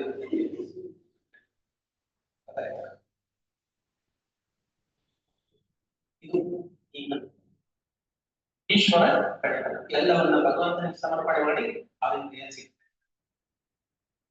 ಇದಿಷ್ಟು ಯಮ ನಿಯಮ. ಮೂರನೇದು ಆಸನ. ಆಸನ ಅಂತ ಹೇಳಿದ್ರೆ ಏನು? ಆಸನ ಅಂದ್ರೆ ಮನುಷ್ಯನ ದೇಹಕ್ಕೆ 3 ಮುಖ್ಯ ಹಂತಗಳು. ಆಸನದಲ್ಲಿ 3 ಮುಖ್ಯ ಹಂತಗಳು ಯಾವ್ಯಾವುದು? ಒಂದು ನಿಂತ್ಕೊಳ್ಳೋದು, ಒಂದು ಕುಳಿತುಕೊಳ್ಳೋದು, ಒಂದು ಮಲ್ಕೊಳ್ಳೋದು, ಒಂದು. ಈ 3 ಸ್ಥಿತಿ. ಆ 3 ಸ್ಥಿತಿಯಲ್ಲಿ ಹೆಚ್ಚು ಬಳಸೋದು ಯಾವುದು? ಕುಳಿತುಕೊಳ್ಳೋದು ಜಾಸ್ತಿ ಬಳಸೋದು. ಇದನ್ನ ಆಸನ ಅಂತ ಕರೀತೀವಿ.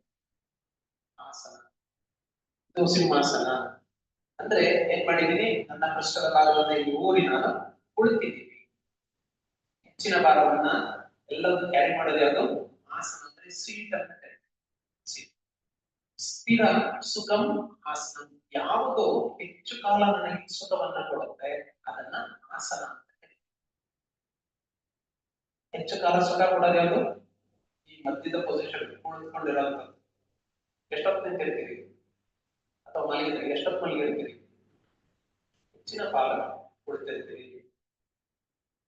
ದಿನವನ್ನ 3 ಭಾಗ ಮಾಡ್ತಾರೆ. 8 3 24. 8 ಗಂಟೆ 8 ಗಂಟೆ 8 ಗಂಟೆ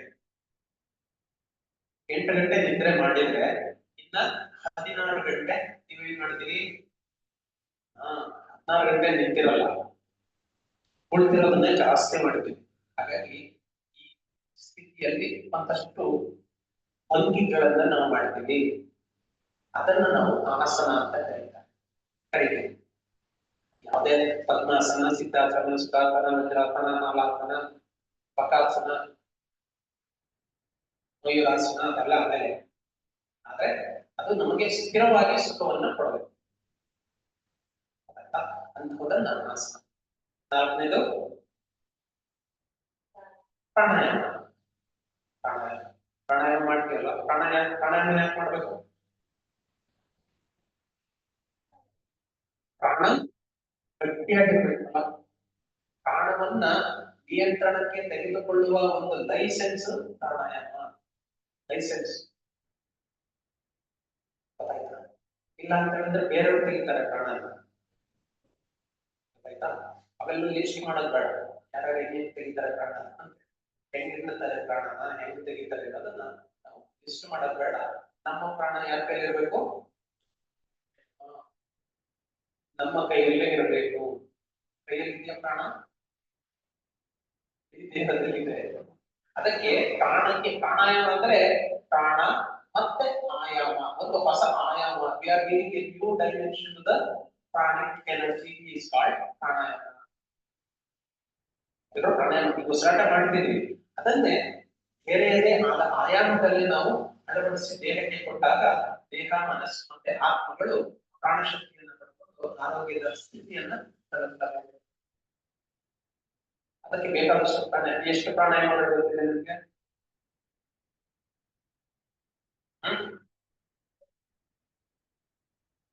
ಎಷ್ಟು ಪ್ರಾಣಾಯಾಮ ಗೊತ್ತಿಲ್ಲ? ಹೇಳಿ, ನಾವು ಮಾಡ್ತೀವಲ್ವಾ? ಭಸ್ತ್ರಿಕಾ, ಕಪಾಲಭಾತಿ, ಉಜ್ಜಾಯಿ, ಅನುಲೋಮ ವಿಲೋಮ, ಭ್ರಾಮರಿ, ಕುಕ್ಕೀತ, ಪ್ರಣಾಮ. ಅಷ್ಟೇ ಪ್ರಾಣಾಯಾಮ. ಕೈವಲ್ಯ ಪ್ರಾಣಾಯಾಮ ಅಂತ ಇರುತ್ತೆ, ಮೋಕ್ಷ ಪ್ರಾಣಾಯಾಮ ಇರುತ್ತೆ, ಪ್ಲಾವನಿ ಪ್ರಾಣಾಯಾಮ ಅಂತ ಇರುತ್ತೆ. ಬೇರೆ ಬೇರೆ ಹಂತಗಳು. ಸಿದ್ಧ ಪ್ರಾಣಾಯಾಮಗಳು ಅಂತ ಇದೆ, ಮುದ್ರಾ ಪ್ರಾಣಾಯಾಮಗಳು ಅಂತ ಇದೆ, ಬಂಧ ಪ್ರಾಣಾಯಾಮಗಳು ಅಂತ ಇದೆ, ವಿಭಾಗೀಯ ಪ್ರಾಣಾಯಾಮಗಳು ಅಂತ ಇದೆ. ಶೀತಲಿ ಪ್ರಾಣಾಯಾಮ, ಶೀತಕಾರಿ ಪ್ರಾಣಾಯಾಮ, ಸೂರ್ಯ ವೇದನ, ಚಂದ್ರ ವೇದನ, ಸೂರ್ಯಾನುಲೋಮ ವಿಲೋಮ, ಚಂದ್ರಾನುಲೋಮ ವಿಲೋಮ. ಎಷ್ಟು ಪ್ರಾಣಾಯಾಮಗಳಿದೆ ಗೊತ್ತಾ? ನಮ್ಗೆ ಗೊತ್ತಿಲ್ಲ. ನಮ್ಗೆ ಗೊತ್ತಿರೋದು 8 ಪ್ರಾಣಾಯಾಮಗಳನ್ನು ಮಾತ್ರ ಮಾಡ್ತೀವಿ. ಭಸ್ತ್ರಿಕಾ, ಕಪಾಲಭಾತಿ, ಬಾಹ್ಯ, ಉಜ್ಜಾಯಿ, ಅನುಲೋಮ ವಿಲೋಮ, ಭ್ರಾಮರಿ, ಉಜ್ಜಿತ, ಪ್ರಣಾಮ. ಸರಿಯಾಗಿ ಮಾಡ್ತೀವಲ್ವ ಗೊತ್ತಿಲ್ಲ, ಹೇಳ್ಕೊಡೋದಷ್ಟೇ. ಆಸನಗಳನ್ನೇನೋ ಹೇಳ್ಕೊಟ್ಟು ಮಾಡಿಸ್ಬೋದು. ಪ್ರಾಣಾಯಾಮ ಇದೆಯಲ್ಲ ನೀವೇ ಮಾಡ್ಬೇಕು. ಕೇಳಿ ಸರಿಯಾಗಿ ತಿಳ್ಕೊಂಡು ಮಾಡೋದು. ಮಾಡಿದ್ರೆ ನಮ್ಗೆ ಗೊತ್ತಾಗ ಹೇಳ್ಕೊಳ್ಳಿಗೋಸ್ಕರ ಅಂತ ಹೇಳಿದ್ರೆ ಎಷ್ಟು ಹೇಳ್ಕೋಬೇಕು? ಸರಿಯಾಗಿ ಹೇಳ್ಕೋಬೇಕು. ನಾನು ಬಂದ್ಬಿಡ್ತೀನಿ ಎಷ್ಟು ಹೇಳ್ಕೊಂಡಿರೋದು ಅದಕ್ಕೆ ಹೇಳಿದ್ದು ಸ್ವಾಧ್ಯಾಯ ಅನ್ನೋದನ್ನ ಮೊದಲೇ ಯಾಕೆ ಮಾಡಿದ್ವಿ? ಪ್ರಾಣಾಯಾಮ ಮುಂಚೆನೆ ಸ್ವಾಧ್ಯಾಯ ಬಂದಿತ್ತಲ್ಲ, ಸ್ವಾಧ್ಯಾಯ. ಅದಕ್ಕೆ ಎಲ್ಲ ಸ್ಟೆಪ್ ಬೈ ಸ್ಟೆಪ್ ಹಂತವಾಗಿ ಜೋಡಿಸಿದ್ದಾರೆ. ಯಾಕೆ ಅಂದ್ರೆ ಬೇಕಾದ ಪ್ರಾಣಾಯಾಮ ಸರಿಯಾಗಿ ಆಗ್ಬೇಕು ಅಂದ್ರೆ ಸ್ವಾಧ್ಯಾಯ ಬೇಕಿರ್ಬೇಕು. ಸ್ವಾಧ್ಯಾಯ ಯಾವ್ದ್ರಲ್ಲಿ ಬರುತ್ತೆ?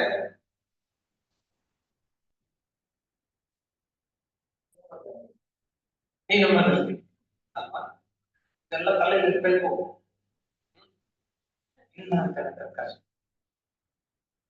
ಹೊರಗಡೆ ಹೋದ್ಮೇಲೆ ಜೇಬಲ್ಲಿ ದುಡ್ಡು ಇರ್ಬೇಕು, ಇಲ್ಲ ಅಂದ್ರೆ ಕಷ್ಟ. ಇದು ಅಂದ್ಮೇಲೆ ಬದುಕಬೇಕು ಅಂದ್ರೆ ಇದೆಲ್ಲ ತಲೆ ಇರ್ಬೇಕು, ಇಲ್ಲ ಅಂದ್ರೆ ಕಷ್ಟ. ಪ್ರಾಣಾಯಾಮ ಮಾಡಬೇಕು. ಪ್ರಾಣ ಅಂತ ಹೇಳಿದ್ರೆ ನಾನು ಆಗ ಹೇಳಿದ್ನಲ್ಲ, ದೇವರದು ಪ್ರಾಣ ದೇವರು ಅಂತ ಕರೀತಾರೆ. ಪ್ರಾಣನ ದೇವರು ಅಂತ ಕರೀತಾರೆ. ಉಪಾಸನೆ ಮಾಡಬೇಕು. ಅದು ಮಂತ್ರ ಇದೆ, ಪ್ರಾಣಾಯಾಮ ಮಂತ್ರ ಇದೆ. ಪ್ರಾಣಸ್ಯೇದಂ ವಶೀ ಸರ್ವಂ ಪ್ರತಿದೇ ಪ್ರತಿಷ್ಠಿತಂ ಮಾತೇವ ಪುತ್ರಾನ್ ರಕ್ಷಸ್ವ ಶ್ರೀಷ್ಟ ಪ್ರಜ್ಞಾಂಶ್ಚ ವಿಲೇಹನೈತಿ ಅಂತ ಹೇಳಿ ಪ್ರಾಣಾಯಾಮ ಅಭ್ಯಾಸ ಮಾಡಬೇಕು. ನಾವು ಮಾಡೋದೇ ಇಲ್ಲ. ಅದು ದೇವರು, ಅದನ್ನು ಉಪಾಸನೆ ಮಾಡಬೇಕು, ಸುಮ್ಮನೆ ಕೊಡಲ್ಲ. ನಾನು ನಿನ್ನೆ ಹೇಳಿದ್ರು, ನೀವು ದುಡ್ಡು ಕೇಳಿದ್ರೆ ಮಕ್ಕಳಿಗೆ ಸುಮ್ಮನೆ ಕೊಟ್ಬಿಡ್ತೀರ, ಯಾಕೆ ಏನು ಅಂತ. ಇಲ್ಲೂ ಅಷ್ಟೇ, ಸುಮ್ಮನೆ ಮಾಡಿದ್ರೆ ಪ್ರಾಣ ಸಿಗಲ್ಲ. ಸರಿಯಾಗಿ ಇದು ಮಾಡ್ಬೇಕು, ತಂದೆ ಕಾಪಾಡೋದು. ಪ್ರೀತಿಗೆ ಎಲ್ ಪ್ರತಿಷ್ಠಿತ, ಮೂರು ಲೋಕಗಳು ಕೂಡ ಅದರ ಹಿಡಿತದಲ್ಲಿರೋದು, ಪ್ರಾಣದ ಹಿಡಿತದಲ್ಲಿ. ಮಾತೇವ ಪುತ್ರಾನ್ ರಕ್ಷಿಸು, ತಾಯಿ ತನ್ನ ಮಗುವನ್ನ ಹೆಂಗೆ ರಕ್ಷಿಸ್ತಾಳ ಹಾಗೆ ನೀನು ನನ್ನನ್ನ ಕಾಪಾಡು, ರಕ್ಷಿಸು ಅಂತ ಕೇಳ್ಕೊಂಡು ಆಮೇಲೆ ಪ್ರಾಣಾಯಾಮ ಮಾಡ. ಕೇಳ್ಕೊಟ್ಟಿದ್ದಲ್ಲ ಯಾರಾದ್ರೂ? ತಿಳ್ಕೊಬೇಕಲ್ವಾ ಪ್ರಾಣಾಯಾಮ. ಆಮೇಲೆ ಆಮೇಲೆ ಪ್ರತ್ಯಾಹಾರ. ಪ್ರತ್ಯಾಹಾರ ಅಂದ್ರೆ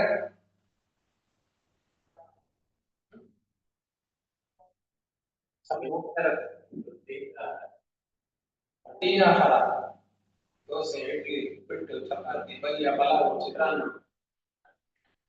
ಪ್ರತ್ಯಾಹಾರ ಪಥ್ಯ ಬೇರೆ.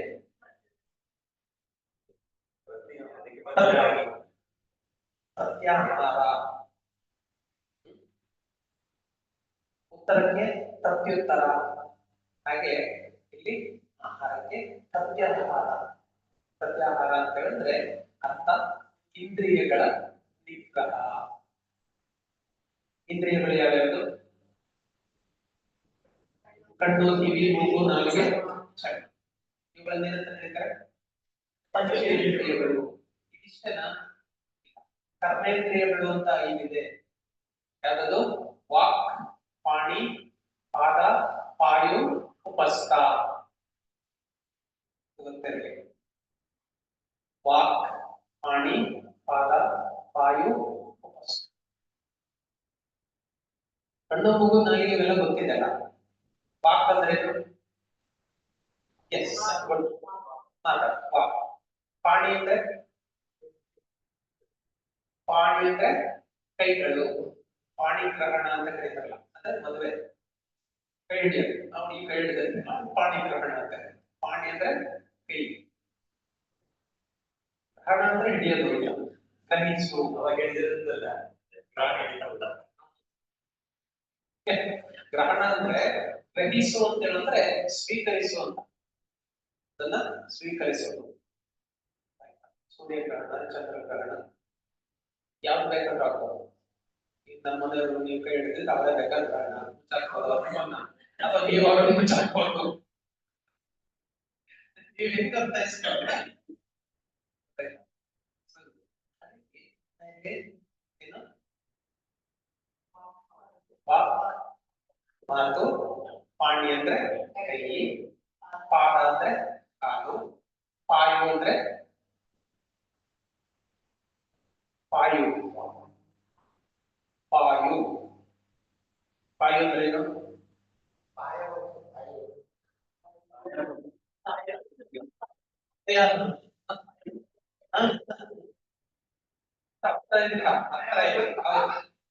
ಪಾಯ. ಇನ್ನೂ ಒಂದು ಪದ ಕೇಳಿದ್ಯಾ? ಪಾಯಪ್ರಾಣಿ ಅಂತೇಳಿ. ಉದದ್ವಾರದ ಪ್ರದೇಶವನ್ನ ಪಾಯು, ಉದದ್ವಾರವನ್ನ ಪಾಯು. ಉಪಸ್ಥ ಅಂದ್ರೆ ಜನನೇಂದ್ರಿಯ. ಜನನೇಂದ್ರಿಯವನ್ನ ಉಪಸ್ಥ ಅಂತ. ಇವಿಷ್ಟು ನಿಯಂತ್ರಣದಲ್ಲಿರಬೇಕು. ಕಣ್ಣು, ಕಿವಿ, ಮೂಗು, ನಾಲಿಗೆ, ಚರ್ಮ, ಕೈ, ಬಾಯಿ, ಉದದ್ವಾರ, ಮೂತ್ರದ್ವಾರ, ಇವಿಷ್ಟು ಕೂಡ ನಿಯಂತ್ರಣದಲ್ಲಿ ಇದ್ರೆ ಸರಿಯಾಗಿರ್ಬೇಕು. ಹೇಳ್ತಾರಲ್ಲ, ಕೈ, ಬಾಯಿ, ಕಚ್ಚೆ ಸರಿಯಾಗಿರ್ಬೇಕು ಅಂತ. ಎಲ್ಲ ಸೇರಿ ಕಚ್ಚೆ. ಅದೆಲ್ಲದನ್ನು ಸರಿಯಾಗಿ ಭದ್ರವಾಗಿ ಕಟ್ಟಿದ್ರೆ ಬಿಟ್ಟು ಲೂಸ್ ಆದ್ರೆ ಅದು ಹೆಂಗ ಬೇಕಂತ ಕೆಲಸ ಮಾಡುತ್ತೆ. ಅದ್ರ ಮೇಲೆ ಏನಿರ್ಬೇಕು? ನಿಯಂತ್ರಣ ಇರಬೇಕು. Control yourself. ಕಂಟ್ರೋಲ್. ಅದಕ್ಕೆ ಅಲ್ಲಿ ನಾವು ಹಿಂದೆನೆ ಅಭ್ಯಾಸ ಮಾಡಿದ್ವಿ. ಏನು? ಬ್ರಹ್ಮಚರ್ಯ. ಹೆಂಗ್ ಬೇಕಂತ ಬಿಡೋದಲ್ಲ.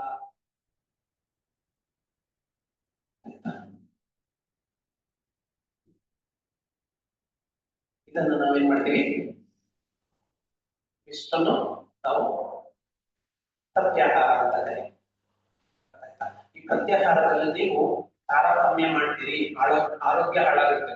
ತುಂಬಾ ಇಂಪಾರ್ಟೆಂಟ್ ಇದೆ, ಸರಿಯಾಗಿ ತಿಳ್ಕೊಳ್ಳಿ. ಆಯ್ತಾ? ನೀವು ಎಷ್ಟು ಪಾರ್ಶಾಲಿಟಿ ಮಾಡ್ತೀರಾ ಗೊತ್ತಾ? ಎಷ್ಟು ಪಾರ್ಶಾಲಿಟಿ ಮಾಡ್ತೀರಾ? ನೀವು ಮಾಡಿದ್ರೆ ನೀನು ಮಾಡಿಲ್ಲ, ಪಾರ್ಶಾಲಿಟಿ ತುಂಬಾ ಪಾರ್ಶಾಲಿಟಿ ಮಾಡ್ತಾರೆ. ಯೋಗ ಕ್ಲಾಸ್ ಮಾಡೋದನ್ನ ಹೇಳಿ ಇದನ್ನ ಪಾರ್ಶಾಲಿಟಿ ಮಾಡ್ತಾರೆ ಅಂತ ಹೇಳಿ ಎಷ್ಟು ಜನ ಸಿಟ್ಟು ಮಾಡ್ಕೊತೀವಿ. ಪಾರ್ಶಾಲಿಟಿ ನಾನು ಮಾಡಿದ್ದೇನೆ. ಆದ್ರೆ ಯೋಗದ ಭಾಷೆಯಲ್ಲಿ ಹೇಳ್ತೀನಿ ಕೇಳಿ, ಪಾರ್ಶಾಲಿಟಿ ಅಂದ್ರೆ ಗೊತ್ತಾ? ಕಣ್ಣು ನಿಮ್ಮದೇ ಕಣ್ಣು, ನೀವು ಬೇರೆಯವ್ರ ಜೊತೆ ಪಾರ್ಶಾಲಿಟಿ ಮಾಡೋದಲ್ಲ, ನಿಮ್ ಜೊತೆ ನೀವೇ ಪಾರ್ಶಾಲಿಟಿ ಮಾಡ್ತೀವಿ, ಭೇದ ಭಾವ ಮಾಡ್ತೀವಿ. ಹೇಗೆ ಗೊತ್ತಾ? ನೀವು ಕಣ್ಣು ನೋಡುತ್ತೆ, ಅದನ್ನ ಕೊಡಿಸ್ತಿರಲ್ಲ, ಇಲ್ಲೆಲ್ಲ ಹೋಗ್ತಾರೆ ನೋಡ್ತೀನಿ ಟಿ ಶರ್ಟ್ ಹಾ ಬೇಕು, ಕಣ್ಣು ಹೇಳುತ್ತೆ ಬೇಕು ತಗೋ ಅಂತ ಹೇಳುತ್ತೆ. ಕೊಡಿಸ್ತಿರಲ್ಲ, ಟಿ ಶರ್ಟ್ ಕೊಡಿಸ್ತೀರಾ, ಡ್ರೆಸ್ ಕೊಡಿಸ್ತೀವಿ, ಅಲ್ಲೆಲ್ಲೂ ನೋಡುತ್ತೆ, ಅಲ್ಲೆಲ್ಲ ಕೇಳುತ್ತೆ, ಕಣ್ಣು ಕೊಡ್ಸ, ಕಣ್ಣು ತಾನೆ ಹೇಳಿದ್ದು ಕೊಡ್ಸಿದ್ರಲ್ಲ. ಆಮೇಲೆ ಒಂದು ಒಳ್ಳೇದು ಸಿಸ್ಟಮ್ ಇರಬೇಕು, ಮ್ಯೂಸಿಕ್ ಬರಬೇಕು, ಕೇಳಿಸ್ಕೊಳ್ತಾ ಇರಬೇಕು, ಆ ತರದ ಒಂದು ಇನ್ಸ್ಟ್ರೂಮೆಂಟ್ ಇರಬೇಕು. ಇದನ್ನ ಸ್ವಲ್ಪ ಕೇಳಿಸ್ತಾರೆ. ಕಿವಿ ಕೇಳಿದ್ದು ಇದನ್ನ ಯಾರ ಕಿವಿ ಕೇಳಿದ್ದು? ನಿಮ್ಮ ಕಿವಿ ಕೇಳಿದ್ದು. ಅದಕ್ಕೆ ಜಿ ಏನ್ ಮಾಡಿದ್ದಾರೆ, ಕೊಡ್ಸಿದ್ದಾರೆ. ಇದನ್ನ ಕಿವಿ ಕೇಳಿದ್ದನ್ನ ಕೊಡ್ಸಿದ್ದು, ಸರಿಯಾಗಿ ಕೇಳಿಸುತ್ತೆ. ಕೇಳಿಸ್ಕೊಂಡ ಸರಿಯಾಗಿ, ಈಗ ಸರಿಯಾಗಿ ಕೇಳಿಸ್ತಾರೆ, ಖುಷಿ ಆಯ್ತು. ಅಂದ್ರೆ ಕಿವಿ ಕೇಳಿದ್ದು ಕೊಡ್ಸಿದ್ದು, ಮಣ್ಣು ಕೇಳಿದ್ದು ಕೊಡ್ಸಿದ್ವಿ, ಕಿವಿ ಕೇಳಿದ್ದು ಕೊಡ್ಸಿದ್ವಿ, ಇನ್ನ ಬಾಯಿ ಕೇಳಿದ್ದು ಕೊಡಿಸ್ತಾನೆ.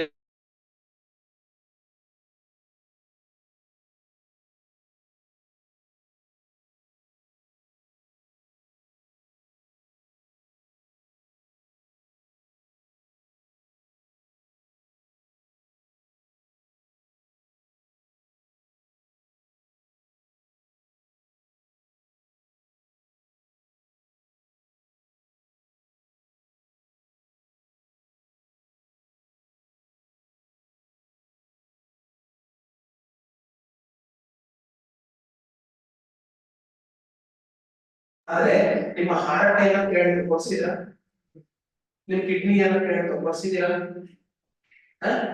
ನಿಮ್ಮ ಲಂಗ್ಸ್ ಏನಂತ ಹೇಳ್ತು ಕೊಡ್ಸಿದ್ದೀರಾ, ನಿಮ್ ಲಿವರ್ ಏನಂತ ಹೇಳಿ ಕೊಡ್ಸಿದ್ದೀರಾ. ಪಾರ್ಶಾಲಿಟಿ ಇರೋದು ಅಥವಾ ಸಿಟ್ಟು ಬರಲ್ವಾ? ಇವ್ರಿಗೆ ಕೊಡಿಸ್ಬೇಕು ಅವ್ರಿಗೆ ಕೊಡಿಸ್ಲಿಲ್ಲ ಅನ್ನೋದು ಸಿಟ್ಟು ಬರಲ್ಲ. ಎಂತ ಪಾರ್ಶಾಲಿಟಿ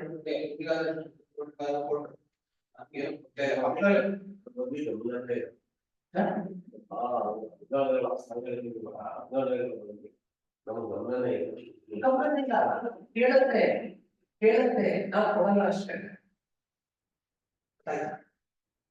ಒಳ್ಳೆ ಶುಂಠಿ ಕಷಾಯ ಅಂತ ಕೇಳುತ್ತೆ, ಹಾರ್ಟ್ ಕೊಡ್ತೀವ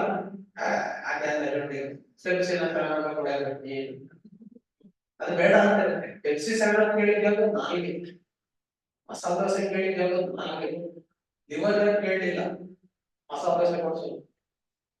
ಆದ್ರೆ ಈಗ ಎಂತ ಕೆಟ್ಟ ಬುದ್ಧಿ ಮಾಡುತ್ತೆ ಅಂದ್ರೆ, ಇಲ್ಲಿ ತಿನ್ಬಿಟ್ಟು ಏನ್ ಮಾಡುತ್ತೆ, ಇದು ಡಸ್ಟ್ಬಿನ್ ಇಲ್ಲಿಗೆ ಹಾಕ್ಬಿಡುತ್ತೆ. ಆ ಲಿವರ್ ಪಾಪ ಅದನ್ನೆಲ್ಲ ತಗೊಂಡು ಆ ಚೆಂಡು ಎಲ್ಲರೂ ಇಲ್ಲಿ ಎಂಜಾಯ್ ಮಾಡೋದು ನಾಯಿಗೆ, ಅನುಭವಿಸೋದು ಹೊಟ್ಟೆ. ಪಾರ್ಶಾಲಿಟಿ ಅದು ಹೀಗೆ ಮಾಡಬೇಡಿ.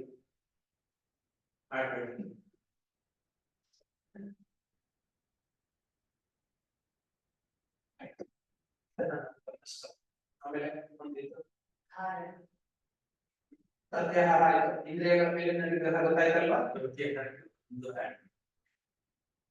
ಇಷ್ಟು ಹೇಳಿದ್ದು ನಮ್ಮ ಬಾಹ್ಯವಾಗಿ ಆಂತರಿಕವಾಗಿ ಇದೆ. ಆದ್ರೆ ಇದನ್ನ ಆಧ್ಯಾತ್ಮಿಕವಾಗಿ ಯೋಚನೆ ಮಾಡೋದು, ನಮ್ಮ ಕಣ್ಣು ಎಲ್ಲ ಬಟ್ಟೆಯಿಂದ ಹೊರಗೆ ಇರುತ್ತೆ, ಸ್ವಲ್ಪ ಅದರ ಒಳಗೆ ಇನ್ವರ್ಟ್ಸಲ್ಲಿ ಅಂತರ್ಮುಖಿ ಪಯಣ. ಹೊರಗಡೆ ಟ್ರಾವೆಲ್ ನ ಆರೋಗ್ಯ ಬಸ್ಸಲ್ಲಿ ಮಾಡಿದ್ದೀವಿ, ಒಳಗಡೆ ಟ್ರಾವೆಲ್ ನ ಯಾವ ಮೂಲಕ ಮಾಡಿದ್ದೀವಿ? ಅದನ್ನೇ ಅಧ್ಯಾತ್ಮ ಅಂತ ಕರೀತಾರೆ, ಯೋಗ ಅಧ್ಯಾತ್ಮ. These are the vehicles to travel towards inside. ಒಂದು ನಿರ್ದಿಷ್ಟ ಗುರಿ ಇರಲಿ, ಟ್ರಾವೆಲ್ ಮಾಡ್ಕೊಂಡು ನಮ್ಗೆ ನಿರ್ದಿಷ್ಟ ಗುರಿ ಇರುತ್ತೆ. ಎಲ್ಲಿಗೆ ಹೋಗ್ಬೇಕು? ಬೆಂಗಳೂರಿಗೆ ಹೋಗ್ಬೇಕು. ಎಲ್ಲ ಫುಲ್ ಟ್ಯಾಂಕ್ ಪೆಟ್ರೋಲ್ ಎಲ್ಲ ಮಾಡಿಸ್ಕೊಂಡು ಎಲ್ಲ ಚೆಕ್ ಮಾಡಿಸಿ ಕರೆಕ್ಟಾಗಿ ಚೆಕ್ ಮಾಡಿ ಬೆಳ್ಳಿ ತಲುಪ್ತೀವಿ, ಗುರಿಯನ್ನ ತಲುಪ್ತೀವಿ. ಆದ್ರೆ ಒಳಗಡೆ ಮೊಬೈಲ್ ಮಾಡೋದು ಎಲ್ಲಿ ತಲುಪಬೇಕು ಅನ್ನೋ ಗುರಿ ಇರಬೇಕು ನಿಮಗೆ. ಕರೆಕ್ಟಾಗಿ ಪೆಟ್ರೋಲ್ ಹಾಕ್ಸ್ಕೊಂಡು ಅಂದ್ರೆ ಎನರ್ಜಿ ಇರಬೇಕು, ಹಂಗೆ ಇದು ನಡೆಸುತ್ತೆ. ಆಮೇಲೆ ಕಾರಣ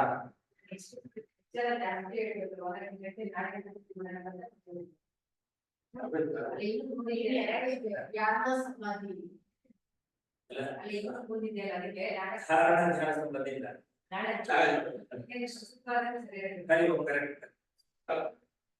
ನಿಜವಾಗ್ಲೂ ಅದ್ಭುತವಾದ ವಿಚಾರಗಳನ್ನ ಪರಮೇಶ್ವರರು ಅತ್ಯಂತ ಸರಳವಾಗಿ ನಮಗೆ ಹಂಚಿದ್ದಾರೆ. ಸೊ ನಾಳೆ ಅವರಿಗೆ ಸ್ವೀಕರಣೆ ಮಾಡಿ ನಿಮ್ಮೆಲ್ಲರ ಪರವಾಗಿ ಧನ್ಯವಾದಗಳು ಹೇಳಿ.